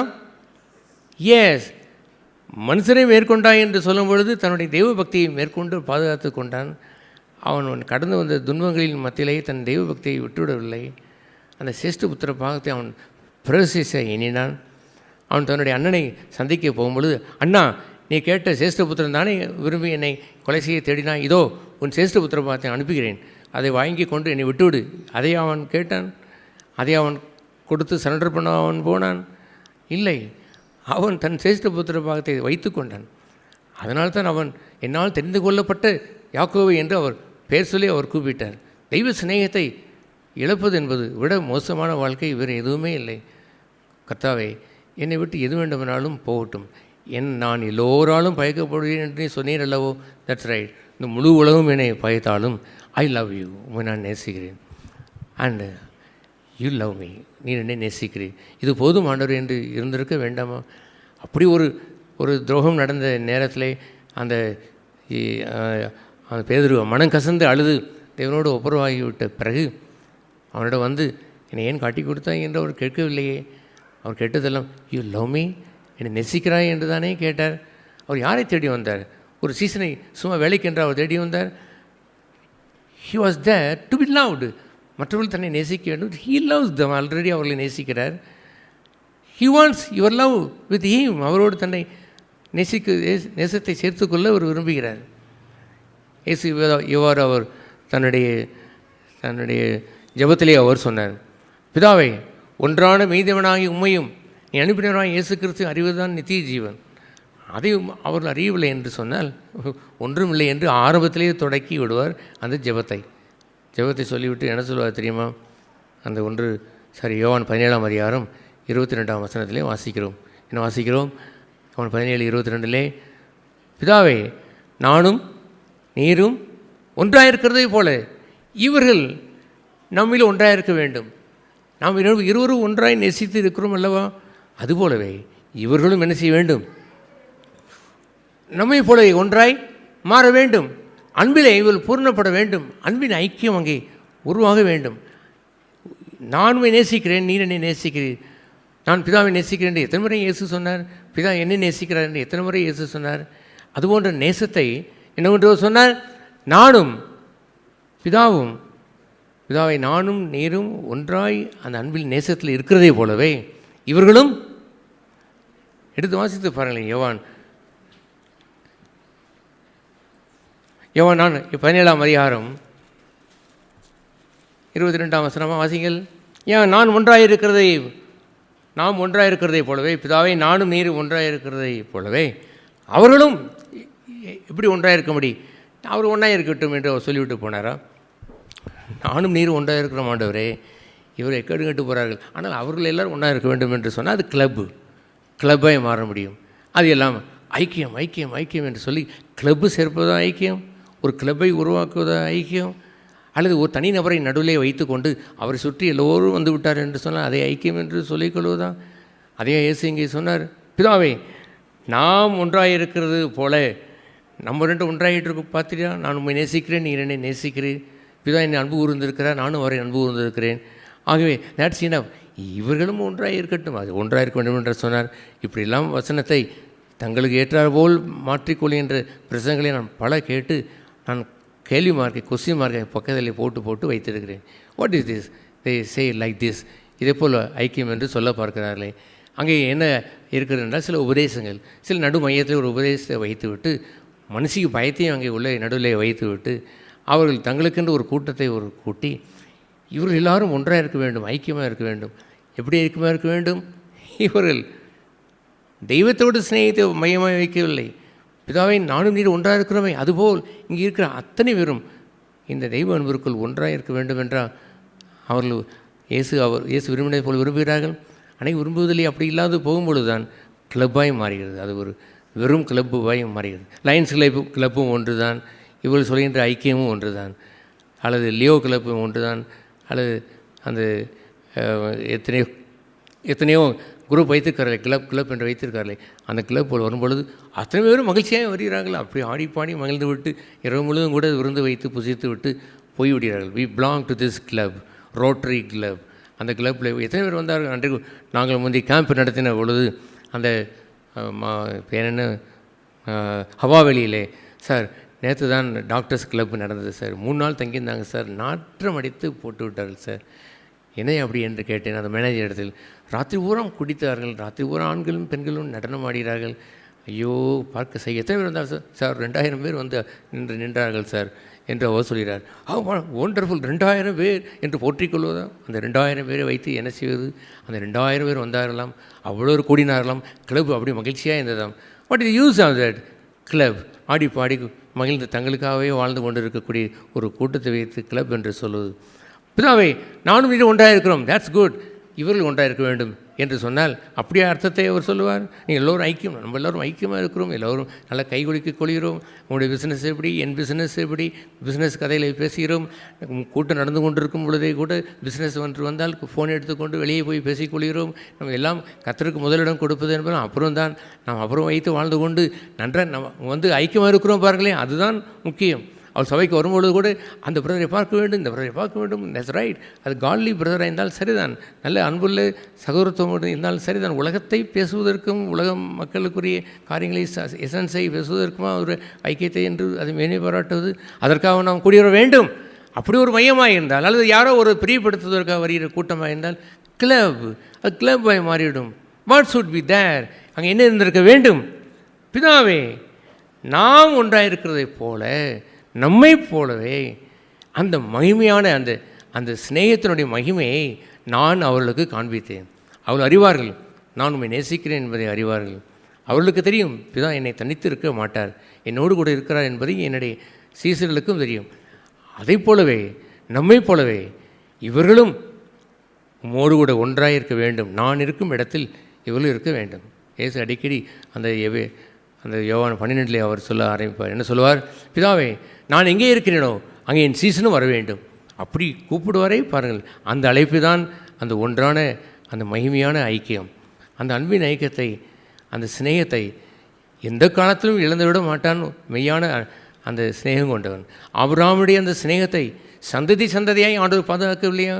ஆபிரகாமுடைய அந்த சிநேகத்தை அந்த ஒரு நபர், உன் பெயர் என்ன, யாக்கோபு என்ற பெயரை சேர்த்து அங்கே சேர்த்து வைக்கவில்லையா? என்னை ஒரு நாள் பெயர் சொல்லி அழைத்து, உன் பெயர் என்ன, ரத்னகுமார் என்று என்னை பெயர் சொல்லி அழைத்து அந்த சிநேகத்தை என்னை சேர்த்து கொள்ளவில்லையா? இது ஒரு சந்ததி ஐயா, இது தெய்வ சந்ததி, அந்த இஸ்ரவேலுடைய சந்ததி. You should be like that. அப்படி எல்லோரும் மாற வேண்டும். Loving God so much then anything. எதை காட்டிலும் அன்பு உரிலாக இருக்க வேண்டும். துன்பம் சோகம் என்று வரும்பொழுது தனியாக போய் நில்லுங்கள். அப்பொழுது அவர் சொல்லுவார், உன்னுடைய இதெல்லாம் அக்கறைப்படுத்து என்று சொல்லுவார். தனித்திருக்கும் நேரத்தில் தான் அவர் வந்து உங்களை ஆசீர்வதித்து பெயர் சொல்லி அழைத்து உங்களை தன்னோடு கூட சேர்த்து கொள்வார். அவன் கேட்டானா அதை தன்னுடைய பெயர் யாக்கோபு என்று அவன் சொன்னான். இனி யாக்கோபாயிராமல் இஸ்ரவேல் என்னப்படும். தனக்காக நீ வாழ்வதை மாத்திரமல்ல, நீ இஸ்ரவேலாய். இயேசு தனக்கென்று வாழவில்லை என்று எழுதியிருக்கிறதை தனக்காக மாத்திரமா அவர் பிதாவை அன்பு கூர்ந்தார். பிதாவை, அநேகம் குமாரர்களை என்ன செய்ய வேண்டும், நான் உம்மண்டிலே கொண்டு வந்து சேர்க்க வேண்டும் என்று ஒரு விருப்பம் இருக்கிறதே, அதை ஆபிரகாமுடைய சிநேகிதனாய் மாறினவர்களுக்கு வித்தாய் உள்ளே இருக்கும். அநேகரை கிறிஸ்துவுக்குள் சேர்க்க வேண்டும் என்று ஆர்வம் இருக்கும். அநேகம் சகோதரர்களை பில்டப் பண்ணுவதற்குரிய நோக்கம் இருக்கும். சகோதரர்களே, நம்ம இடத்தில் இப்படி இருக்கலாகாது. Brother, this is too much conversation regarding the world.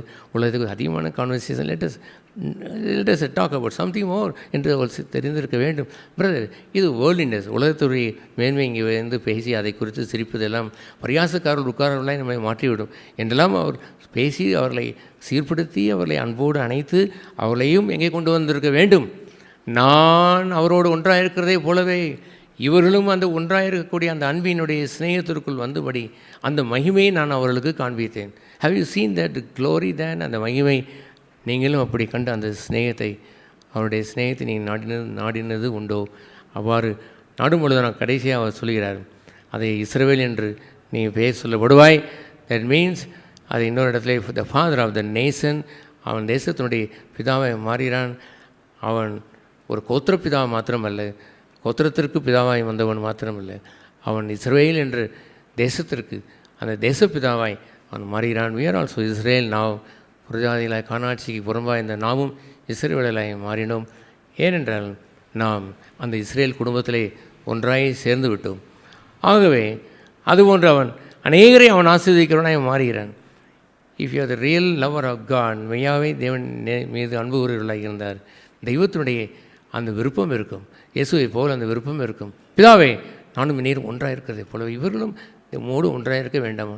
Brother, என்னோடு ஒட்டியிருங்கள் என்று சொல்ல வேண்டும். சிஸ்டர்ஸ், நம்மெல்லாம் ஒரு குழுவாக இருப்போமா? ஒருவர் பேசிக்கொள்ளுமா? நமக்குள்ளே மாத்திரமே சில அன்பை பரிமாற்றிக்கொள்ளும் என்று இருந்துவிடலாகாது. தெய்வத்தினுடைய குடும்பம் என்று ஒரு எண்ணம் வேண்டாமா? அப்படிப்பட்ட ஒரு இஸ்ரவேல் குடும்பம் இருந்துட வேண்டாமா? இது ஒரு கிளப்பாக இருக்க வேண்டுமா? வெறும் ஃபெலோஷிப்பாக இருந்து கொண்டு போவதா? அதுலேயும் 3-4 பேர் குழுமை கொள்வதோ என்று இருந்துவிடல் ஆகுமா? ஒரு 3-4 பேர் பேசினா பேசிட்டோம், அது ஒன்றும் தவறு இல்லை தான். ஒரு வாய்ப்பிலே நான் பேசுகிறது தப்பாக அதை நான் சொல்லவில்லை. ஆனால் for that only we come here. அதற்காக மாத்திரம் வந்து கொஞ்சம் பேசிவிட்டு போவதற்கு வருவது. அந்த நாட்களில் தீமை செய்தவர்கள் பல்லாண்டுகள் இந்த சபையில் இருந்து தீமை செய்தார்களை பாருங்கள். சொல்லனா தீமையை தங்களுக்கென்றே வருவித்து கொண்டார்கள். தேவனுடைய சபைக்கும் தீமை செய்தார் என்று எனக்கு தெரியும். அதுபோன்று இருக்காமலே அவர் வருவார்கள். வந்து அவருடைய காரியங்களை சொல்லி இயல ஆகாது. சபை நிறைந்திருக்கும், அது கடைசி வரைக்கும் சேரை போட்டு உட்கார்ந்துருப்பார்கள். அப்படி இருந்து என்ன பிரயோஜனம்? கர்த்தர் ஒரு நாள் வந்தார், அவர் புடைத்து எடுத்தார். அவர் இப்படி வைத்திருக்கிற நம்மளே I don't know fully, but 90% we are all God's children. தேவனுடைய பிள்ளைகளாய் தேறியவர்களாய் நாம் மாறி வந்திருக்கிறோம். ஆகவே இப்பொழுது நாம் அடுத்த புதிய ஏற்பாட்டினுடைய பகுதியினுடைய தொடைச்சந்து வர வேண்டாமா? இப்பொழுது தொடைச்சந்து என்று சொல்வதெல்லாம் யுவர் ஓன் செல்ஃப். உங்களுடைய சுயந்தான் உங்களுடைய தொடைச்சந்து. உங்களுடைய பாவங்கள் என்று பழைய ஏற்பாடு நிறைய பாவங்கள் என்று உண்டு. புதிய ஏற்பாட்டில் வரும்பொழுது அதனுடைய தொடைச்சந்தை பாவத்தினுடைய மொத்தரூபமாக இருப்பது என்னென்று தெரியுமா? மை வில், என் சித்தம். அதை மொத்தமாய் உடைத்து எறிந்தார். இயேசு வந்தார்.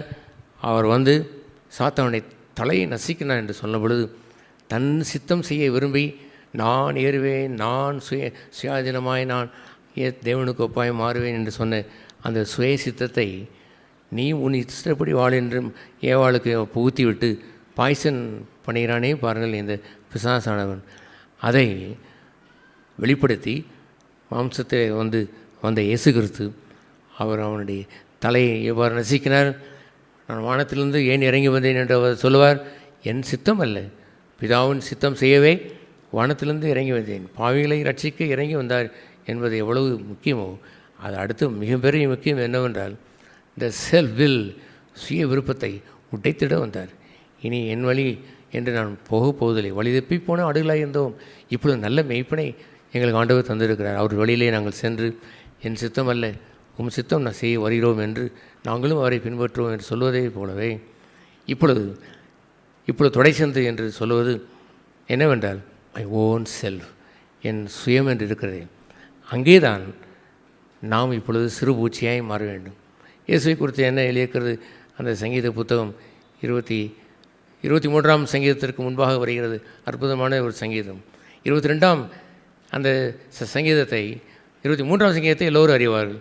சிறு பிள்ளையை கூப்பிட்டால் கூட அதற்கு தெரியும் கர்த்தரின் மேய்ப்பராக இருக்கிறார். அதையெல்லாம் மனப்பாடம் சொல்லியிருப்பார்கள். ரொம்ப முக்கியமான பகுதி என்னவென்றால் 22ஆம் சங்கீதம் தான். 22ஆம் சங்கீதத்திலிருந்து வழிந்து ஓடுவது தான் 23ஆம் சங்கீதம். அந்த 22ஆம் சங்கீதத்தில் என்ன வாசிக்கிறோம்? 26ஆம் வசனமா இல்லை, அது முதல் தொடங்குவதே இயேசு கிறிஸ்து சிலுவையில் அறையப்படுகின்ற பகுதி தான். என் தேவனே என் தேவனே ஏன் என்னை கைவிட்டு. 22ஆம் சங்கீதம் 1ஆம் வசனம் எல்லாம் திறந்து வைத்திருக்கிறீர்கள் தானா? என் தேவனே ஏன் என்னை கைவிட்டீர், எனக்கு உதவி செய்யாமலும் நான் கதறி சொல்லும் வார்த்தையிலே ஏன் தூரமாக இருக்குது. என் தேவனே நான் பகலிலே இப்படிலாம் கூப்பிட்டு அவர் என்ன கடைசியில் என்ன அவர் சொல்கிறார்? நானும் ஒரு புழு. 6ஆம் வசனத்தை சொல்கிறார். மனுஷன் அல்ல, நான் ஒரு மனுஷன் அல்ல. யாராக இருக்கிறேன்? புழு. C not behaving like a man. நான் மனுஷருக்கு ஏற்ற விதமாக நடக்கிறீர்கள் என்று சொல்லுவார். அதுபோல் நான் மனுஷன் அல்ல. நான் யார்? மனுஷனை போல் யுத்தம் செய்ய வருவன் அல்ல, மனுஷனுக்கு உணர்வுக்கு உரியவன் அல்ல. நான் மனுஷன் அல்ல, யாராக மாறிவிட்டேன்? ஒரு புழு. முதலாவது சொன்ன புழு யார்? முதலாவது சொன்னது இயேசுவா அல்லது யாக்கோபா? சொல்லுங்களேன். ஒரு 4000 சொல்லி ஒன்றை கேட்டால் யோசிக்கலாம். 2 தானே இருக்கிறது. முதல் புழு யார்? யாக்கோபு. புழுவாயன் மாறினான். ஏனென்றால் அந்த நாட்களிலே அவனுக்கு அந்த வெளியே உள்ள ஆதாரத்தையே நம்பி வாழ்ந்தவன் இப்பொழுது கர்த்தரையே தன்னுடைய பலனாய் கொண்டவன். இனி முதல் இஸ்ரவேல் கர்த்தரையே நம்பியிருப்பானாக. என்ன எழுதியிருக்கும்? கர்த்தரையேன்னு அப்படி விட்டு விடுங்கள். அப்படி போய் கர்த்தரையே நம்பியிருப்பானாக.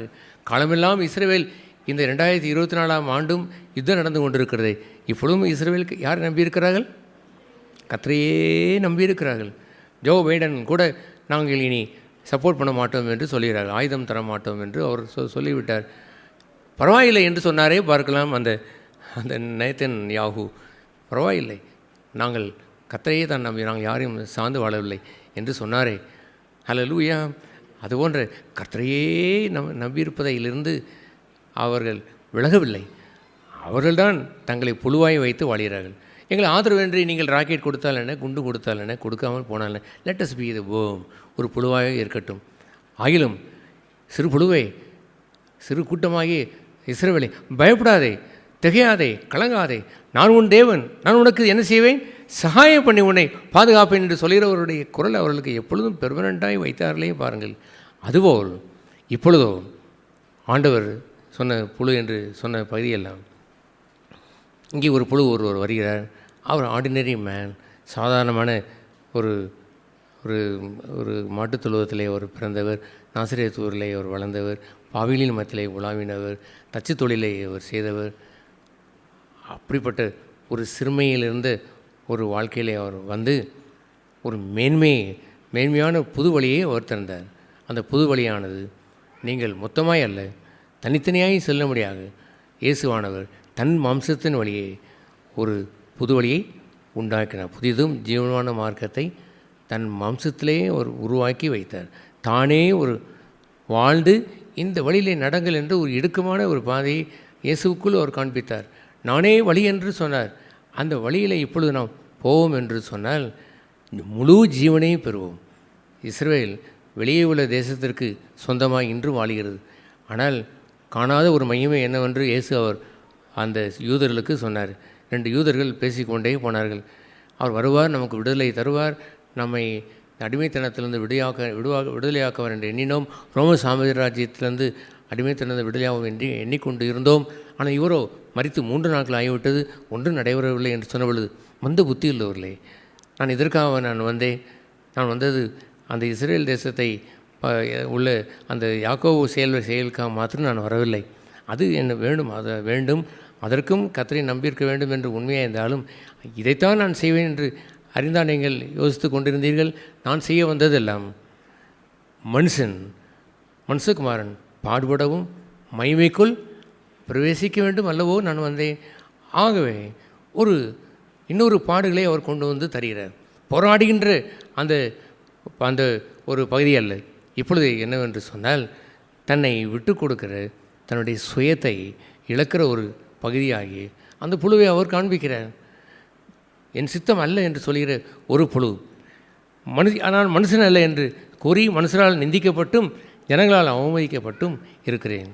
இப்பொழுது இஸ்ரேல் ஜனங்கள் நிந்திக்கப்பட்டு அவமானப்படுத்தப்பட்டால் தேவனாய கர்த்தர் அவர்களுக்கு உதவி செய்வார். அவர்களுக்கு இன்னொரு புழு வெளிப்படவில்லை. இன்னொரு புழு என்ன? இயேசு காண்பித்த இந்த வழியை அவர் அறியவில்லை. இயேசுவை இரட்சகராக இன்னும் ஏற்றுக்கொள்ளவில்லை. அவர் வரும்பொழுது அவர்கள் அநேகர் ரட்சிக்கப்படுவார் என்று எழுதியிருக்கிறது. அவரை மத்திய ஆயத்தில் காணும் பொழுது அவருடைய கையிலே காயங்கள், காலிலே காயங்கள் காணப்படும் பொழுது, ஐயோ இவர் எல்லவோ நாங்கள் இந்த மேசியாவை கொன்றோமே என்று துக்கிப்பார்கள். கர்த்தர் அவர்களை மீட்டுக்கொள்வார் என்று எழுதியிருக்கிறது. அது கர்த்தருடைய வழி. ஆனால் இப்பொழுதும் இஸ்ரவேலருக்கு அவர் புழுவாய் இருந்து கர்த்தரையை நம்பியவர்களுக்கு கர்த்தர் உதவி செய்கிறாரா? எஸ், அதே உதவி நாம் பெற முடியும் தானே? எஸ், அது அல்ல காரியம். இப்பொழுதோ நாம் அடைய வேண்டிய ஒரு புது வழி என்னவென்று சொன்னால், டு வின் காட், தேவனை ஆதாயம் செல்கின்ற வழி. போராடி மேற்கொள்ள முடியவில்லை, இவன் போராடி மேற்கொண்டு விட்டான் என்று சொன்னால் என்னவென்ற அர்த்தம்? ஜெயித்து விட்டான். கர்த்தரை தனக்கென்று என்ன செய்து விட்டான்? ஜெயித்து விட்டான். அவனோடு போராடி பார்க்கிறார். இவனை ஜெயிக்க முடியாது என்று தெரிந்தவுடன் ஆண்டவர் ஒரு வழியை அவனுக்கு கற்றுக் கொடுத்தார். என்ன கற்றுக் கொடுத்தார்? அவன் தொடைச்சந்தை சுளிக்கிறான். உன்னை நம்பி வாழாதே, என்னை நம்பி வாழு என்று அவர் சொன்னார். இப்பொழுது நம்மை ஆசீர்வதிக்க விரும்புகிறார். நானும் பிதாவும் ஒன்றாக இருக்கிறதை போலவே இவர்களும் நம்மிலே ஒன்றாக இருப்பதற்குரிய வழியை இவர்கள் காண்பிக்க வேண்டுமே என்பதை அறிந்து அவர் தன்னை புழுவாய் மாற்றினார். கேளுங்கள் சகோதரிகளே, we should be the worm for this world. இந்த உலகத்திலே தேவனுக்கு முன்பாக ஒரு புழுவாய் வாழ்வது நல்லது. Not before men. மனுஷருக்கு முன்பாய் 10 மனுஷனை நான் உனக்கு முன்பாக புழு என்றான் நிற்பது. No, it is before God. உயிருள்ள ஜீவபலி என்று சொல்வது கர்த்தருக்கு முன்பாக செய்வதுதான் ஜீவபலி. அதுதான் மெய்யான ஆராதனை. மனுஷனுக்கு முன்பாக சோர்ந்து போய் விழுந்து நீ அடியா என்னத்தைவன் அடித்து கொண்டு போ என்று சொல்லுவதா புழு? அவ்வளவு பெரிய ஒரு சனகரித்து கூட்டத்துக்கு முன்பாக சேவான் முழங்கினானே பாருங்கள், ஒரு முழக்கம். அப்படி அவன் வீராவேசமாய் நீங்கள் கர்த்தரை நிந்தித்தீர்கள், வந்தவரை நீங்கள் அடித்து கொண்டு என்றெல்லாம் பேசிய ஒரு பெரிய அந்த பேட்ரியார்க் அந்த முற்பிதாக்களுக்கு உரிய காரியங்களெல்லாம் அபத்தமாக்கி விட்டு இப்படி உங்களை நீங்கள் வேதபாரன் பரிசெய்து சொல்லி கொண்டிருக்கிறீர்களே என்றெல்லாம் வணங்கா கழுத்துள்ளவர்களே என்று பேசி முடித்த பிறகு அவனை கொலை செய்தார்களே. அது இருக்கட்டும். அந்த நேரத்தில் அவன் எழுந்து நின்று வகை தெரியாமல் கர்த்தரை நோக்கி அவன் ஜெபம் செய்து இவளை மன்னியும் என்று சொல்லிவிட்டு அவன் சென்றானே. அப்படி இருக்க வேண்டும். புழு என்று சொன்னால் மனுஷனுக்கு முன்பாக புழுவாய் மாறுவது என்று அல்ல. ஐயோ என்று பாத சரணடி அடைவது அல்ல. It is before God. தேவனுக்கு முன்பாக அவன் நின்று தன்னுடைய சுயத்தை உடைத்து இயேசுனுடைய இரவுகளும் அவர் பட்ட பாடினாலே கீழ்ப்படியலை கற்றுக்கொண்டு என்று சொல்கிற அந்த பகுதியிலே என்னவென்று வாசிக்கிறோம்? தன் மாம்சத்தில் இந்த நாட்களிலெல்லாம் என்ன செய்தார்? அவர் இரவும் பகலும் பலத்த சத்தத்தோடும் கண்ணீரோடும் அவர் ஜெபம் செய்து அவருடைய ஜெபம் என்ன செய்யப்பட்டது? கேட்கப்பட்டது. என்ன ஜெபம் அவர் கேட்கப்பட்டது? அவருடைய ஜெபம் எல்லாம் let me B A worm, ஒரு புழுவாய் மாற வேண்டும் என்பதுதான். அதுபோன்ற நேரத்தில் தான் கர்த்தர் தம்மை தன்னை அவர் உங்களுக்கு வெளிப்படுத்துவார். You can overcome God. அவர் சொல்வார், நான் இப்பொழுது அவன் என்ன செய்து கொண்டேன், என்னை அவன் மேற்கொண்டு விட்டான், அணைத்து கொண்டான். அவன் இன்னொன்று பகுதி, மனுஷனால் வந்த விரோதங்களெல்லாம் இருக்கும் பொழுது என்னுடைய சிநேகத்தை அவன் என்ன செய்ய விட்டு விடாமல் அவர்களையும் என்ன செய்து விட்டான், வென்று விட்டான். இப்பொழுது அவர் தன்னை மேற்கொள்ள வைப்பதற்கு அவர் என்ன செய்தார், அவன் தன்னை மேற்கொள்ள முடியவில்லை, அவனையும் அவர் பற்றி கொள்ள முடியவில்லை என்று அறிந்தவுடன் தடையாய் நின்ற அந்த தொடை சந்தை அந்த சுயத்தை உடைப்பதற்கு உங்களுக்கு உதவி செய்கிறார் பாருங்கள். அந்த நேரம்தான் நான் தேவனை அறிகின்ற ஒரு நேரம். சிலுவையில் அறையப்படுகின்ற அந்த பகுதியை தான் அவர் கூறி, நான் ஒரு புழு மனுஷனால் நிந்திக்கப்பட்டு ஜனங்கள் அவமதிக்கப்பட்டு என்னை பார்க்கிற எல்லோரும் என்னை பரியாசம் பண்ணி உதட்டை பிதுக்கி தலையை துலுக்கி கர்த்தர் மேல் நம்பிக்கை இருந்தானே. அதிகமாக சொல்கிறார்கள், யாக்கோபை போல் யார் இருந்தான், கர்த்தரையே நம்பியிருக்கு இருந்தானே, அவனை விடுவிக்கட்டும். இவன் மேல் பிரியமாக இருக்கிறாரோ இப்பொழுது இவனை மீட்டு விடட்டும். இவன் தாய்ப்பாலை உண்ணுகையிலே என்னை உம்முடைய பேரில் நம்பிக்கையாக இருக்க பண்ணினீர். கற்பத்திலிருந்து வெளிப்பட்ட போதே உமது சார்பிலை நான் விழுந்தேன். என்னை விட்டு தூரமாக இதையும் ஆபத்து கிட்டிருக்கிறது, சகாயரும் எனக்கு இல்லை. தெர் இஸ் நோ ஹெல்ப் தேர். ஒருவரும் உதவி இல்லை என்று சொல்லுவது, நீங்கள் எதை வைத்து நாம் சொல்ல வேண்டும்? உலகத்தின் படி நாம் ஒரு உதவி இல்லை என்று சொல்கிற இடம்தான் அந்த புழு. இந்த புழு யாக்கோபு சொன்ன இந்த புழு இப்பொழுதோ என்னுடைய சுயத்திற்கென்று மேன்மைப்படுத்துவதற்கு எனக்கு உதவுவார் இல்லை என்று இருக்க வேண்டும். உங்கள் சுயத்தை பாதுகாப்பதற்கென்று நான் உதவி என்று யாரையும் வைத்துக் கொள்ளவில்லை. என் சுயத்தை வளர்ப்பதற்கென்று சிலர் எனக்கு வேண்டுமா? ஐயோ பாவம் நீங்கள், ஐயோ நீ இப்படி அவங்க இப்படி நடந்தது என்று தடவி கொடுப்பதற்காக அங்கே யார் இருந்தால் எனக்கு உதவுவார் ஒருவரும் இல்லை. Stand alone before God. ஒரு வேர்ம், ஒரு புழு, தனியாக விடப்பட்ட புழு, தனக்கு ஆதரவு ஒருவரே உண்டென்று பார்ப்பதை போலவே சுயத்தை இழந்தவன் தன் சுயத்தை ஆதரிப்பதற்கென்று யாரையும் அவன் தேட மாட்டான். You'll stand alone before God. அப்படி அவர் விழுந்து அனையும் அவர் என்ன அந்த புழுவை சூழ்ந்ததை பாருங்கள். எல்லாம் ஐரானிக்கலாய் அவர் அந்த எழுதும் பொழுது யாரை பற்றி சொல்லியிருக்கிறதோ என்று தெரியாமலே அதை எழுதுகிறார். அநேகம் காளைகள் என்னை சூழ்ந்து கொண்டது. 2வது பலத்த எருதுகள் என்னை வளைந்து கொண்டது. பீறி கெர்ச்சிக்கிற சிங்கத்தை போல் என்மேல் வாயை திறக்கிறார்கள். பின்னர் அவர் என்ன எழுதுவார், 16 நாய்கள் என்னை சூழ்ந்திருக்கிறது. இன்னும் அவர் எழுதுவார் 20 நாய்களின் துஷ்டத்தனத்திற்கு என்னை தப்பியும்.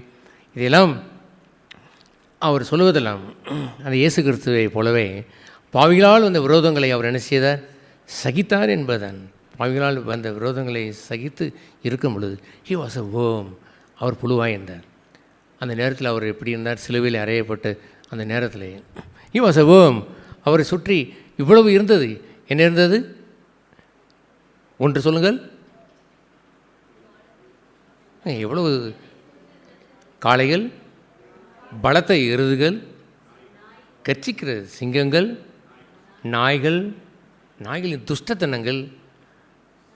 சில நாய்களை நான் பார்த்திருக்கிறேன். அது சாதாரண குலைப்பதை போல் தோன்றுவதில்லை. அது பல்லை இழிப்பதும், அதை கோரப்படுத்துவதும், அது உடம்பை சீறுவதும் பார்ப்பதற்கே துஷ்டத்தனம் கொண்ட ஒரு நாய் போல் இருக்கும். சாதாரண குலைக்கிற நாயை பார்த்தவுடன் நீங்கள் பைக்கில் போனால் போய்விடலாம். அந்த துஷ்டத்தனத்தோடு வருகிற நாய்க்கு கொஞ்சம் தப்புவது கஷ்டம். அப்படியே அது பல்லை காட்டி கொண்டு வந்து நீங்கள் எவ்வளோதான் பிடலில் கால் வைத்தினாலும் அங்கே வந்து காலை கடித்து விட்டு போய்விடும். துஷ்டத்தனத்திற்கும் என்னை சிங்கத்தின் வாயிலிருந்தும் இப்படி எங்கே போய்விட்டார், சிங்கத்தின் வாய்க்குள்ளே போகிற நேரத்திலையும் நான் காண்டாமிருகத்தின் கொம்புகளில் இருக்கும்போதும் கொம்பையை வைத்து தூக்கிவிட்டது இந்த காண்டாமிருகம். எதை? இந்த ஒரு புழுவை அப்படி கொம்பில் வைத்து விட்டது. இருக்கும்போதும் எனக்கு செவி கொடுத்து அருளினீர். உமக்கு அருமையானதை நாய்களுக்கு பங்கு போட விட்டு விடவில்லை. என் ஜீவனை நாய்களுக்கு கொடுத்து விடவில்லை. ஆகவே இப்பொழுது உங்களுடைய தொடைச்சந்து என்னவென்று தெரியுமா? நம்முடைய தொடைச்சந்து இப்பொழுது இருப்பதெல்லாம் சுயந்தான். உங்களுக்கும் தேவனுக்கும் நடுவிலே வைத்து வாழ்கின்ற ஒரு தனிப்பட்ட வாழ்க்கை தான் இந்த ரெஸ்லிங், இந்த போராட்டம். Wrestle with God, wrestle with man என்று சொல்கின்ற பகுதியெல்லாம் மனுஷன் மத்தியிலே வருகிற துன்பங்களிலே அவன் விசுவாசத்தை இழக்காத, தெய்வ அன்பை அவன் இழக்காதிருந்தான். இந்த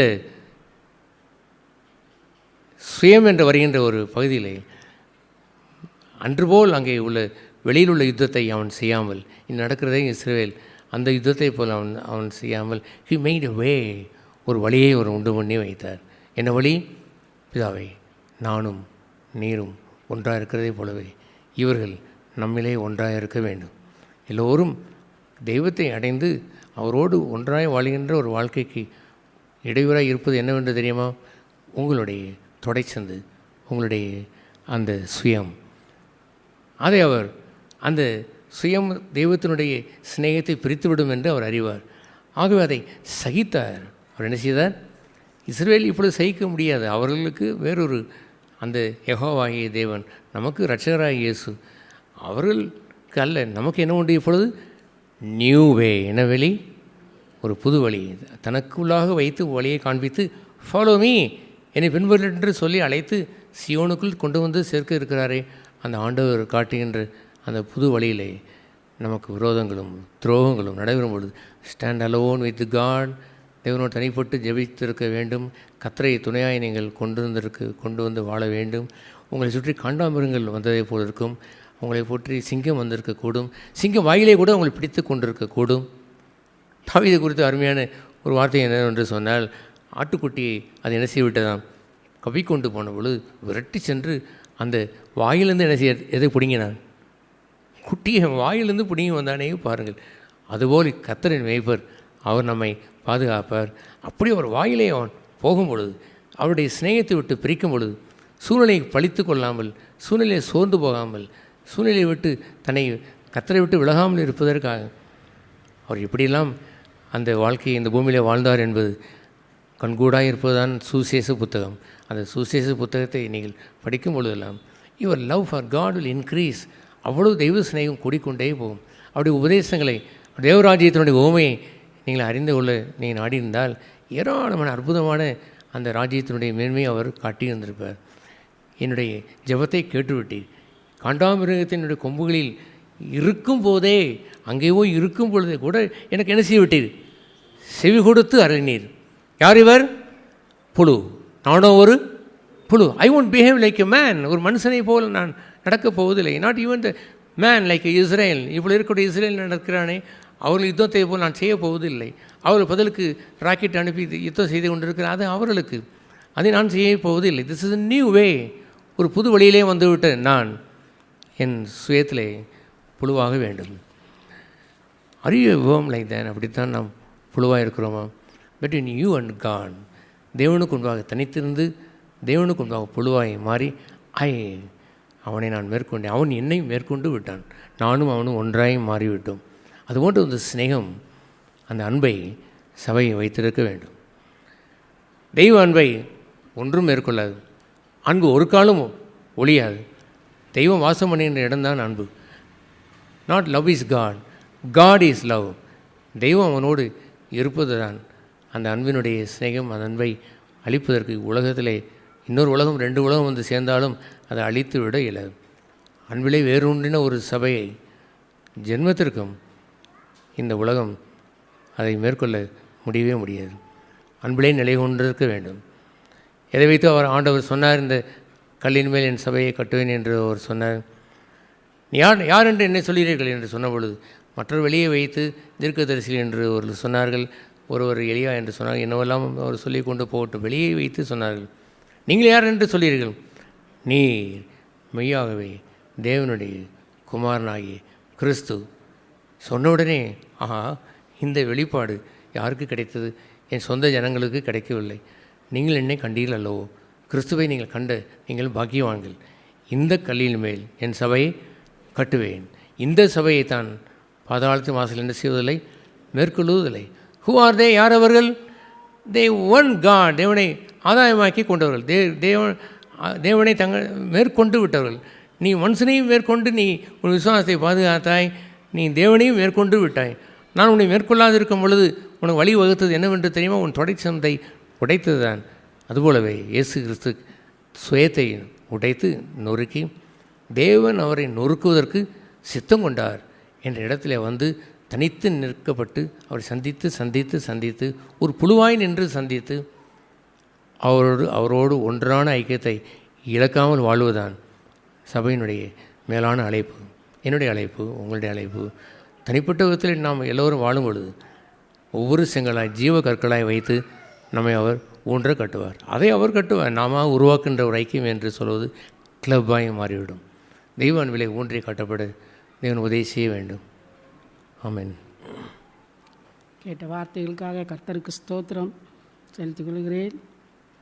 இன்று யாக்கோபினுடைய வாழ்க்கையை பற்றி, அவனுடைய வாழ்க்கையில் இருந்த போராட்டங்கள், அவன் அந்த பயம் நீக்கப்பட்டது பற்றியெல்லாம் கேட்டு அதிலிருந்து விசுவாசத்தை இன்னும் பெருகிக் கொண்டேன். யாக்கோபு தன்னுடைய அண்ணன் ஏசாவினுடைய ஆசீர்வாதத்தை எல்லாம் பெற்றுக்கொண்டு அன்றைய தினம் மிகவும் பயந்தவனாக காணப்பட்டான். பயந்து தன்னுடைய மாமனார் வீட்டுக்கு தன்னுடைய அம்மாவினுடைய பரிந்துரையின்படி சென்று விட்டான்.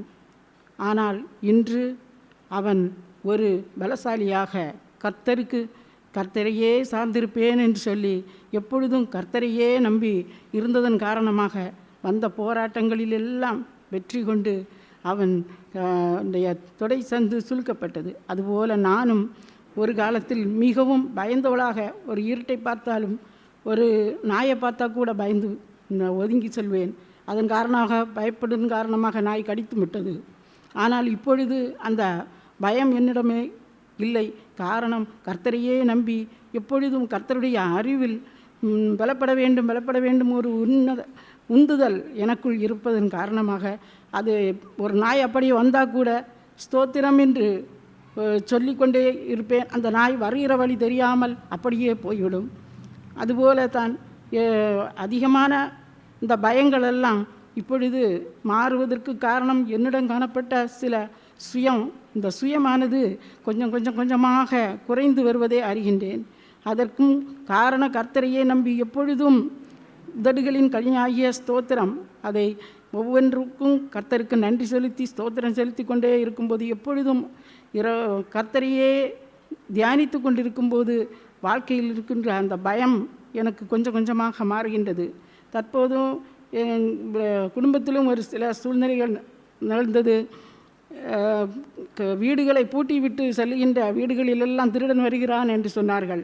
அப்பொழுது நான் சொன்னேன், அதை கர்த்தர் பாதுகாக்காவிட்டால் எந்த திருடன் யார்தான் பாதுகாத்தாலும் அது சரியான பாதுகாப்பாக இருக்காது அப்படி என்று எல்லா வீடுகளையும் உடைத்தார்கள். அதை போன்று எங்களுடைய வீடுகளும் வந்து உடைத்தார்கள்.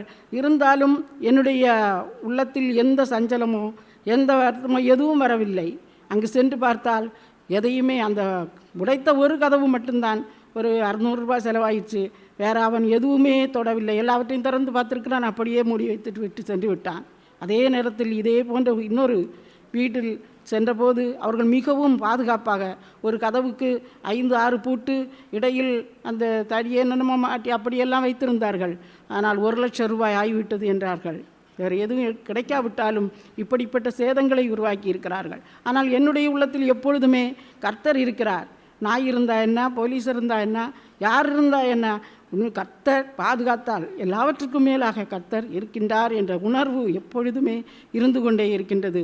இன்னும் நான் இந்த உணர்விலும் இந்த விசுவாசத்திலும் திடன்பட்டு உறுதிப்பட்டு வாழ வேண்டும். கர்த்தர் விசுவாசத்தின் தந்தையாகிய ஆபிரகாமை தன்னுடைய சிநேகிதனாக ஏற்றுக்கொண்டார். தன்னுடைய சொந்த மகனை கூட அவர் பலி செலுத்த தயங்கவில்லை. அவ்வளவு உறுதி விசுவாசம். கர்த்தர் பாதுகாப்பார். அதே மாதிரி விசுவாசம் எனக்கும் இன்னும் பலப்பட வேண்டும். அதற்கு காரணம் எப்பொழுதுமே கர்த்தருடைய வார்த்தையை நினைத்து கொண்டே வாழ வேண்டும். இரவும் பகலும் கர்த்தருடைய வேதத்தில் பிரியமாயிருக்க வேண்டும். அந்த பிரியத்தில் தான் அந்த வார்த்தைகள் நம்முடைய உள்ளத்தை தொடுகின்றது. இதன் காரணமாக இரவும் பகலும் கர்த்தருடைய வேதத்தையே தியானிக்கும்போது நமக்கு இப்படிப்பட்ட பயங்கள், இப்படிப்பட்ட வீண் சிந்தனைகள் அடிக்கடி வருவதுண்டு. அந்த சிந்தனைகள் எல்லாம் மாறும். அவர்கள் அது செய்திருப்பார்கள், இவர்கள் சொல்லியிருப்பார்கள், இப்படிப்பட்ட அந்த எண்ணங்கள், கெட்ட எண்ணங்கள் இப்பொழுதும் சில நேரம் வரும்போது உடனடியாக ஒரு உணர்வு, அது தேவையில்லாத உணர்வு. இது பிசாசானவன், அவன் கர்ச்சிக்கிற சிங்கம் போல எவனை விழுங்கலாமோ என்று அலைந்து திரிகின்ற இந்த காலத்தில் நான் இதை ஒன்று நினைக்கக்கூடாது. இப்படிப்பட்ட எண்ணங்கள், இப்படிப்பட்ட வசனங்கள் வரும். உன்னுடைய மனதிலே நினைக்கக்கூடியதெல்லாம் தூரத்திலிருந்து கர்த்தர் அறிகின்றார். என்னுடைய மனதில் நான் என்ன நினைக்கிறேனோ அவர் தூரத்திலிருந்தே அறிகிறார் என்று சொல்லப்பட்டுள்ளது. அதே போன்று இவைகளெல்லாம் மனதில் நினைக்கும் போதும் எதை பேசினாலும் நாவில் சொல் பெறாவதற்கு முன்னே இதோ கர்த்தர் அதையெல்லாம் அறிந்திருக்கிறார். அப்படி கர்த்தர் எல்லாவற்றையும் அறியும் போது நாம் அவருக்கு உகந்த பிள்ளையாக நான் மாற வேண்டும், இன்னும் பலப்பட வேண்டும். இன்னும் இந்த யாக்கோபினுடைய வாழ்க்கையில் வந்தது போல போராட்டங்கள் எத்தனை வந்தாலும் அந்த போராட்டங்களின் மத்தியிலும் நான் கர்த்தரையே நம்பி அவர் தொடை சந்தை பிடித்தது போல என்னுடைய தொடை சந்தையும் புழுவாகிய என்னையும் கர்த்தர் இன்னும் என்னை நேசித்து வழிநடத்த கர்த்தரோயே நம்பி வாழ கர்த்தர் கிருபை செய்வாராக. ஆமேன். கர்த்தருடைய நாமத்துக்கு ஸ்தோத்திரம். இப்போது நான் கேட்டது போல் நிறையா நேரங்களில் நான் தொடைச்சிந்து மாதிரி எனக்கு இந்த பலன் இருக்குது, எனக்கு இதில் இவ்வளவு துணைக்கியா மனிதனுடைய ஒத்தாசை இருக்குது அப்படின்னு நினைக்கிற இடங்களை எல்லாவற்றையும் கர்த்தர் அதை முறித்து போடுகிறதை நிறைய சமயங்களில் சூழ்நிலைகளில் நான் பார்த்துருக்கிறேன். சரீரத்தில் கூட அதாவது தாங்க முடியாத ஒரு பலவீனங்கள் இப்படி வரும்போது அது எந்த மனிதனும் கொடுக்கக்கூடாத பலன் தேவன் ஒருவர் தான் செய்ய முடியும் அப்படிங்கிற ஒரு நாட்களிலே எனக்கு அதிக வீசிங்னா வெறும் ஒரு டம்ளரோடு பிடிக்க முடியாத அளவுக்கு வீசிங்லாம் வந்து உண்டு. அந்தளவு எந்த மனுஷனும் உதவி செய்ய முடியாத சூழ்நிலை. ஆனால் கர்த்தர் அந்த இடத்துல தாங்குகிறது. அவர் ஒரு புழுவாய் அது எனக்கு ஒன்றுமே பலன் இல்லை அப்படின்னு அவர்கிட்ட இருக்கிறப்ப அவர் நம்மளை தாங்குகிற அந்த சூழ்நிலையை பார்க்குறோம். அது மட்டும் இல்லை, மனிதர்களுடைய ஒத்தாசை, குடும்பத்தில் உறவினர்கள் தனித்து விடுகிற சூழ்நிலையிலும் அந்த சூழ்நிலையில் கர்த்தர் நான் உனக்கு துணை நிற்கிறேன் பயப்படாதே என்று சொல்கிற வார்த்தை என்று சொன்னது எனக்கு மிகவும் ஒரு ஒரு மிகவும் உறுதுணையாக இருந்தது. பீறி கர்ச்சிக்கிற சிங்கத்தை போல் எந்த சூழ்நிலையில் எப்படி விளப்பண்ணலான்னு பல சூழ்நிலைகளில் அலுவலகத்தில் கூட நான் ஒர்க் பண்ணுற டைமில் பீரிச்சு கர்ச்சிக்கிற சிங்கத்தை போல் காண்டாமிரத்தின் கொம்புகளில் இருக்கிறது போல் சூழ்நிலைகள் இருந்தது. அதிலெல்லாம் தேவனிடத்தில் நான் ஒரு புழு, என்னால் ஒன்றும் இல்லை, எனக்கு ஒன்றுமே முடியாது, அவர் மேலே முற்றிலும் சார்ந்திருக்கப்ப கர்த்தர் கூட நின்று அந்த காண்டாமிருகத்தின் போன்ற பெரிய பெரிய ஜாம்பவான்கள் அவர்களுடைய கரத்திலிருந்தும் கர்த்தர் விடுவித்து காத்து கொண்டதை உணர்கிறேன். அதுபோல் என்னுடைய தொடைச்செந்து மாதிரி இருக்கிற சூழ்நிலை நமக்கு பிள்ளைகள் இருக்காங்க, பிள்ளைகள் நம்மளை தாங்கிக் கொள்வாங்க அப்படின்னு நினைக்கிற அந்த தொடைச்சந்தையும் கர்த்தர் உடைத்து போட்டு நீ ஆண்டரை மட்டும் பற்றி பிடிக்கும் பொழுது அவருக்குள்ளாக மகிழ்ந்து தனித்து விடப்படுகிற சூழ்நிலையில் அவர் வந்து நான் உனக்கு துணை நிற்கிறேன் என்று கூட துணை நிற்கிற காரியத்தை நிறைய நேரம் ருசிக்க கர்த்தர் கிருபை கொடுத்துருக்கிறார். அவருடைய மேலான கிருபை, அவர் கிருபையை மாத்திரம் சார்ந்திருக்கிறப்ப ஒரு புழு, நானோ ஒரு புழுவாய் மாற சுயமெல்லாம் நொறுங்குண்டு என்னிடத்துல என்னுடைய சுயம், என்னுடைய பலன், என்னுடைய உறவு, என்னுடைய பிள்ளைகள் அப்படின்னு சொல்கிறதுக்கு அங்கே ஒன்றுமே இல்லை. அந்த அப்படியே முறிக்கப்படுறப்ப கர்த்தர் நான் இருக்கேன் இல்லை உனக்குன்னு சொல்லி கூட துணை செய்கிறத நிறைய நேரம் ருசிக்க கர்த்தர் கிருபை செய்கிறார். இன்னும் இதே மாதிரியே ஒவ்வொரு சூழ்நிலையிலும் வாழ்க்கையிலும் என்னுடைய சுயங்கள் எல்லாம் நொறுங்குண்டு என்னுடைய தொடைச்செந்து மாதிரி இருக்கிற சூழ்நிலைகள், பலத்த எண்ணங்கள் எல்லாவற்றையும் கர்த்தர் நொறுக்க சித்தமாய் அவர் முழுமையாக நொறுக்கி என்னை முற்றிலுமாய் அவர் மாத்திரம் சார்ந்திருக்க கர்த்தர் எனக்கு அனுகிரகம் செய்வார் என்ற நம்பிக்கை அறிக்கையிடுகிறேன். ஆமேன். தேவன் சபையில் கொடுத்த அவருடைய ஜீவனுள்ள வார்த்தைக்காக நன்றி செலுத்துகிறேன். நானும் அந்த யாக்கோபை போல் ஆரம்ப நாட்களில் என்னுடைய சுய பலன் மீதும் மனுஷர்களையும் சார்ந்து கொண்டு நான் வாழ்ந்தேன். ஆண்டவரையும் ஒரு பங்காக வச்சுக்கிடுவேன். இப்படி இருக்கிற சூழ்நிலையில் ஆண்டவர் என்னுடைய அந்த இருளான நாட்களில் எனக்கு அவர் கிரியை செய்ய முடியலை.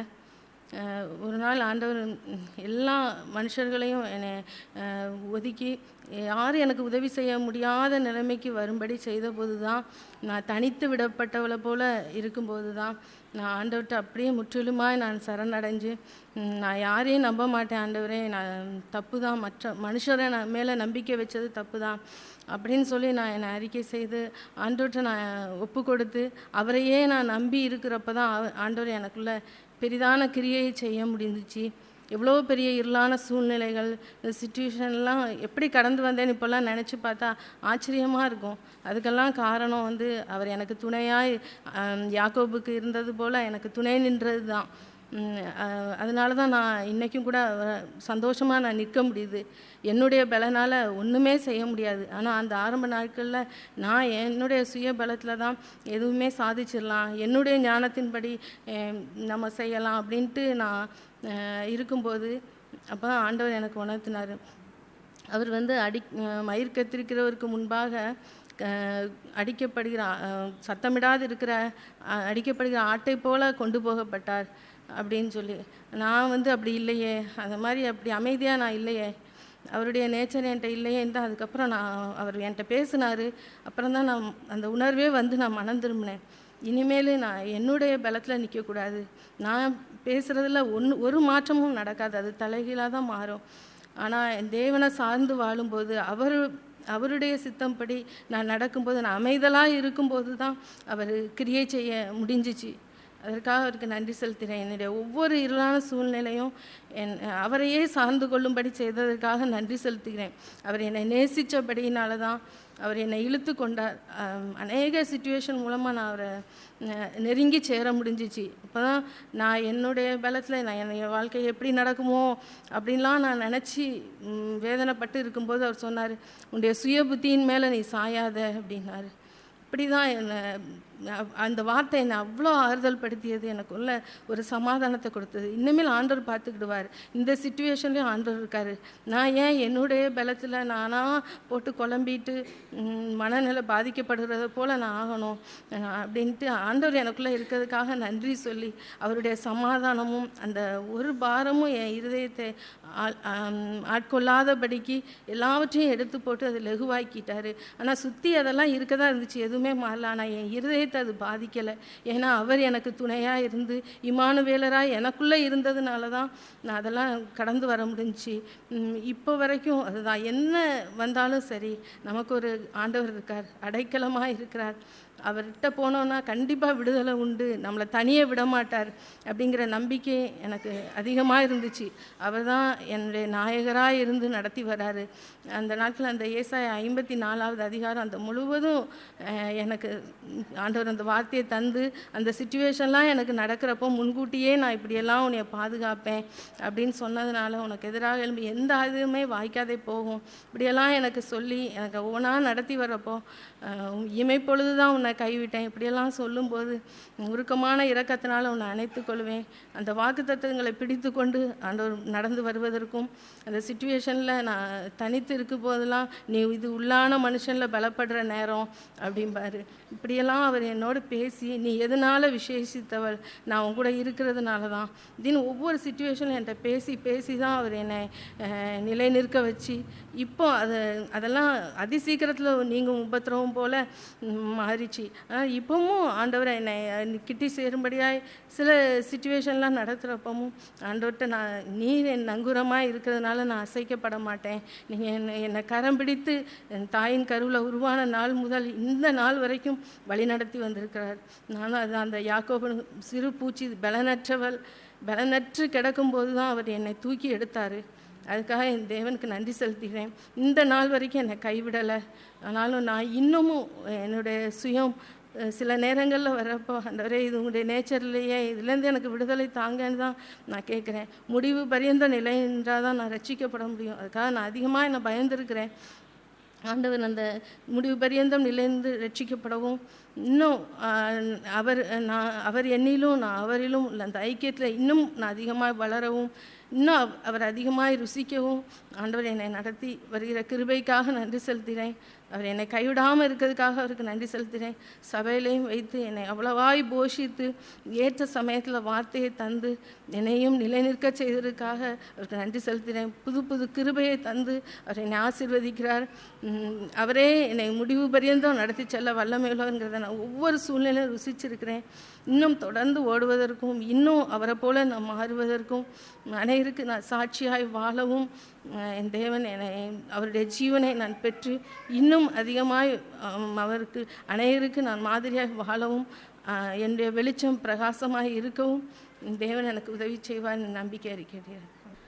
கர்த்தர் என்னை நேசித்து என்னோடு இடைப்பட்ட இந்த நல்ல வார்த்தைகளுக்காக நன்றி செலுத்துகிறேன். இந்த ஏசியா 41 இதில் சொல்லப்பட்ட இன்றைக்கி நம்ம கேட்ட இந்த சத்தியம் என் வாழ்க்கையில் எனக்கு கொடுக்கப்பட்ட ஒரு வாக்குத்தத்தம் தான். ஏன்னா நான் சுயநலமாக நான் யாக்கோபோ போல் நான் வாழ்ந்த காலத்தில் நான் இயேசுவை தெரிந்திருந்தும் நான் அவரை அறியாமல் நான் இருந்த நாட்கள் உண்டு.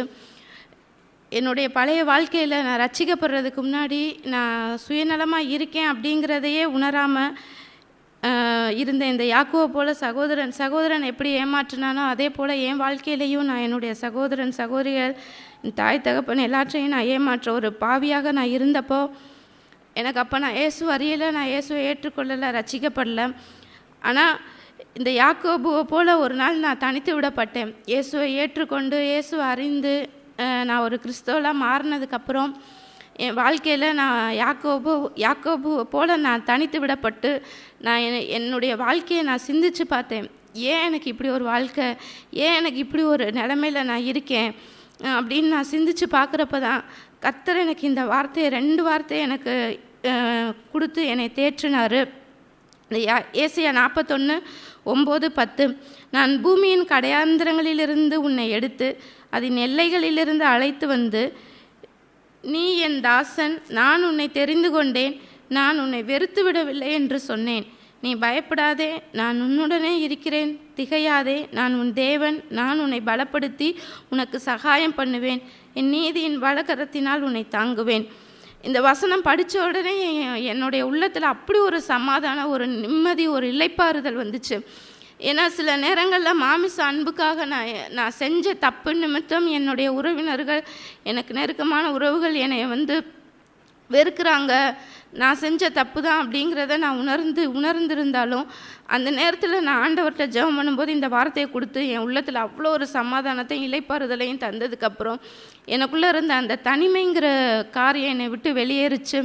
எப்போ என்னை தனிமை ஆட்கொள்ளுது, என்னை ஒரு பயமுறுத்துது, அது நீ யாரும் இல்லாதவா அப்படின்ற மாதிரி, நீ செஞ்ச தப்பு தான் அப்படின்ற மாதிரிலாம் என்னை ஒரு பயம் என்னை நெருக்கும் போதெல்லாம் என்ன அறியாமலே என்னுடைய இந்த வார்த்தை எனக்கு வந்துடும். நீ பயப்படாதே, நான் உனக்கு துணை நிற்கிறேன் அப்படிங்கிற வார்த்தை எனக்குள்ளே என்னை அந்த இளைப்பாறுதலுக்குள்ளே கொண்டு போயிடும், அந்த சமாதானத்துக்குள்ளே கொண்டு போயிடும். அது தேவன் என் மேலே வைத்திருக்கிற ஒரு அன்பை நான் உணர்ந்தேன். இன்றைக்கும் ஆண்டவர் எனக்கு உணர்த்தினதுபடி இன்னும் அநேக காரியங்களில் நான் சுயநலமாக இருக்கேன், என்னுடைய சுயத்தை நான் பிடிச்சிருக்கேன் அப்படிங்கிறத நான் உணர்ந்தேன். அதை யாக்கோபுக்கு எப்படி அந்த சுயத்தை உடைச்சாரோ, அவருக்கு அன்றைக்கி ரட்சகர் இல்லை, ஆனால் இன்றைக்கி எனக்கு ரட்சகர் இருக்கார். அந்த ரட்சகரையே நான் இது முதற்கொண்டு நம்பி இருந்து எனக்குள்ளே இன்னும் ஓங்கி இருக்கிற சுயங்களையெல்லாம் கர்த்தர் உடைச்சு எப்படி அவர் தேவனோடு ஒன்றாக இருக்கிறாரோ அதே போல் நானும் அவருக்குள்ளே ஒன்றாக இருக்க ஆண்டவர் என்னை வழி நடத்துகிறாரு. அந்த மகிமையை எனக்கு உணர்த்துறாரு. அதை நான் புரிந்து கொண்டு இனி முதற்கொண்டு நான் கர்த்தரையே நம்பி அவருக்காக ஜீவிச்சு அவர் விரும்புகிற பாத்திரமாக நான் மாறுவேங்கிறத நான் நம்பிக்கை அறிக்கை எடுக்கிறேன். ஆமேன். தேவன் இந்த நாளிலையும் பேசின அவருடைய வார்த்தைகளுக்காக நான் தேவனுக்கு நன்றி செலுத்துகிறேன். இஸ்ரவேல் கர்த்தரையே நம்பி இருப்பானாக என்ற வசனத்தை போல எப்போதும் நான் கர்த்தரையே நம்பி இருக்கிற அந்த ஒரு வாழ்க்கையை சொந்தமாக கொண்டு வாழ விரும்புகிறேன். அப்படிப்பட்ட ஒரு வாழ்க்கையினுடைய ஆசீர்வாதத்தை தேவன் ருசி பார்க்கும்படியாக உதவி செய்திருக்கிறார். எந்த சூழ்நிலையிலையும் நான் எனக்கென்று ஒரு ஏதுகரம் என்று நான் வைத்து விடாமல் முழுவதுமாக அந்த யாக்கோபு ஒரு சிறு பூச்சியைப் போல இருந்தது போல அந்த சூழ்நிலையிலே முழுவதுமாய் தேவனுடைய கரத்திலே ஒப்படைத்து வாழ விரும்புகிறேன். மேலும் இன்று கேட்டது போல அப்படிப்பட்ட ஒரு வாழ்க்கை என்று மட்டும் இல்லாமல் ஒரு புதிதும் ஜீவனுமான ஒரு மார்க்கத்தை தேவன் நமக்கென்று வைத்திருக்கிறார். அப்படிப்பட்ட அந்த ஒரு வாழ்க்கையை நான் சுதந்திரித்து வாழ விரும்புகிறேன். ஒரு சூழ்நிலை வரும்போது அந்த இயேசு கிறிஸ்து தன்னை ஒரு புழுவாக முழுவதுமாக அதில் ஒப்பு கொடுத்தது போல என்னுடைய மறைந்திருக்கிற அந்த சுயத்தையும் என்னுடைய அந்த சூழ்நிலையிலே வருகிற அந்த சுயத்தின் காரியங்களை நான் தேவனுக்கு முன்பாக சென்று அதெல்லாவற்றையும் அவருக்கு முன்பாக கண்டு அதை முழுவதுமாக சிலுவையில் அறைந்து அவர் அந்த அநியாயத்தை அவர் சகித்து வாழ்ந்தது போல என்னுடைய சுயம் முழுவதுமாக அதிலே மரணத்துக்கு ஊற்றப்பட்டு வாழ விரும்புகிறேன். சாது சுந்தர் சிங் அவருடைய ஒரு வாழ்க்கையிலே அவர் கூறின ஒரு பகுதி மிகுந்த அதனால் நான் சவாலிடப்பட்டிருக்கிறேன். அவர் ஒரு மெய்யான ஒரு கிறிஸ்தவனை குறித்து சொல்லும்போது, அவன் ஒரு சந்தன மரக்கட்டை போல இருக்கிறான், அவனை எவ்வளவுதான் வெட்டினாலும் அதிலிருந்து சந்தன வாசனை தான் புறப்பட்டு வரும் என்று அவர் சொல்லியிருக்கிறார். அதுபோன்று என்னுடைய வாழ்க்கையும் நான் மாற விரும்புகிறேன். எந்த ஒரு சூழ்நிலையிலையும் தேவன் உதவி செய்து அதிலே வெளிப்படையான காரியங்கள் எல்லாம் நன்றாக நடந்தாலும் நான் அதிலே என்னுடைய பிஹேவியர் என்பது, நான் அதிலே செயல்படுகிற விதம் என்பது இயேசு கிறிஸ்துவை பிரதிபலிக்கிற என்னுடைய சுயத்தின் வெளிப்பாடாக இல்லாமல் அங்கே இயேசு கிறிஸ்துவனுடைய குணாதிசயம் அவருடைய வாழ்க்கையினிலே புறப்பட்டு வர விரும்புகிறேன். அப்படிப்பட்ட ஒரு நல்ல சந்தன வாசனையை எல்லோருக்கும் கொடுக்கிறவனாக என்னுடைய ஜீவியம் மாற விரும்புகிறேன். அப்படி அந்த சூழ்நிலை வரும்போது தேவனுக்கு முன்பாக என்னுடைய சுயத்தை நான் சிலுவையில் அறைந்து அவரோடு கொண்ட அந்த ஐக்கியத்தை ருசி பார்த்து வாழ தேவன் உதவி செய்வார்னு நான் நம்பிக்கை இருக்கிறேன். ஆம், தலைவணங்கி ஜெபம் செய்வோம். பரலோக பிதாவே, இந்த வேளையிலையும் நீர் பேசின உம்முடைய வார்த்தைகளுக்காக உமக்கு நன்றி ஆண்டவரே. ஆண்டவரே, நீர் எங்களுக்கென்று வைத்திருக்கிற இந்த மேலான பாக்கியமான இந்த வாழ்க்கைக்காக உமக்கு நன்றி. நாங்கள் எப்போதும் ஆண்டவரே ஒரு சிறு பூச்சியைப் போல, ஒரு புழுவைப் போல உமக்கு முன்பாக உண்மையை நம்பி வாழ உதவித்தாரும். எந்த சூழ்நிலையிலையும் ஆண்டவரே நாங்கள் எங்களுடைய சொந்த காரியங்களையோ சொந்த சுயத்தையோ மேன்மை பாராட்டாமல் அதற்கு இடம் கொடுக்காமல் ஆண்டவரே உம்மிடத்திலே வந்து முழுவதுமாக ஒரு புழுவாக நின்று ஆண்டவரே உம்மோடுள்ள அந்த ஐக்கியத்தை ருசி பார்த்து வாழ உதவித்தாரும். மீட்பிரச்சனமாகிய இயேசு கிறிஸ்து மூலம் வேண்டிக்கொள்வோம் பரலோக பிதாவே. ஆமென்.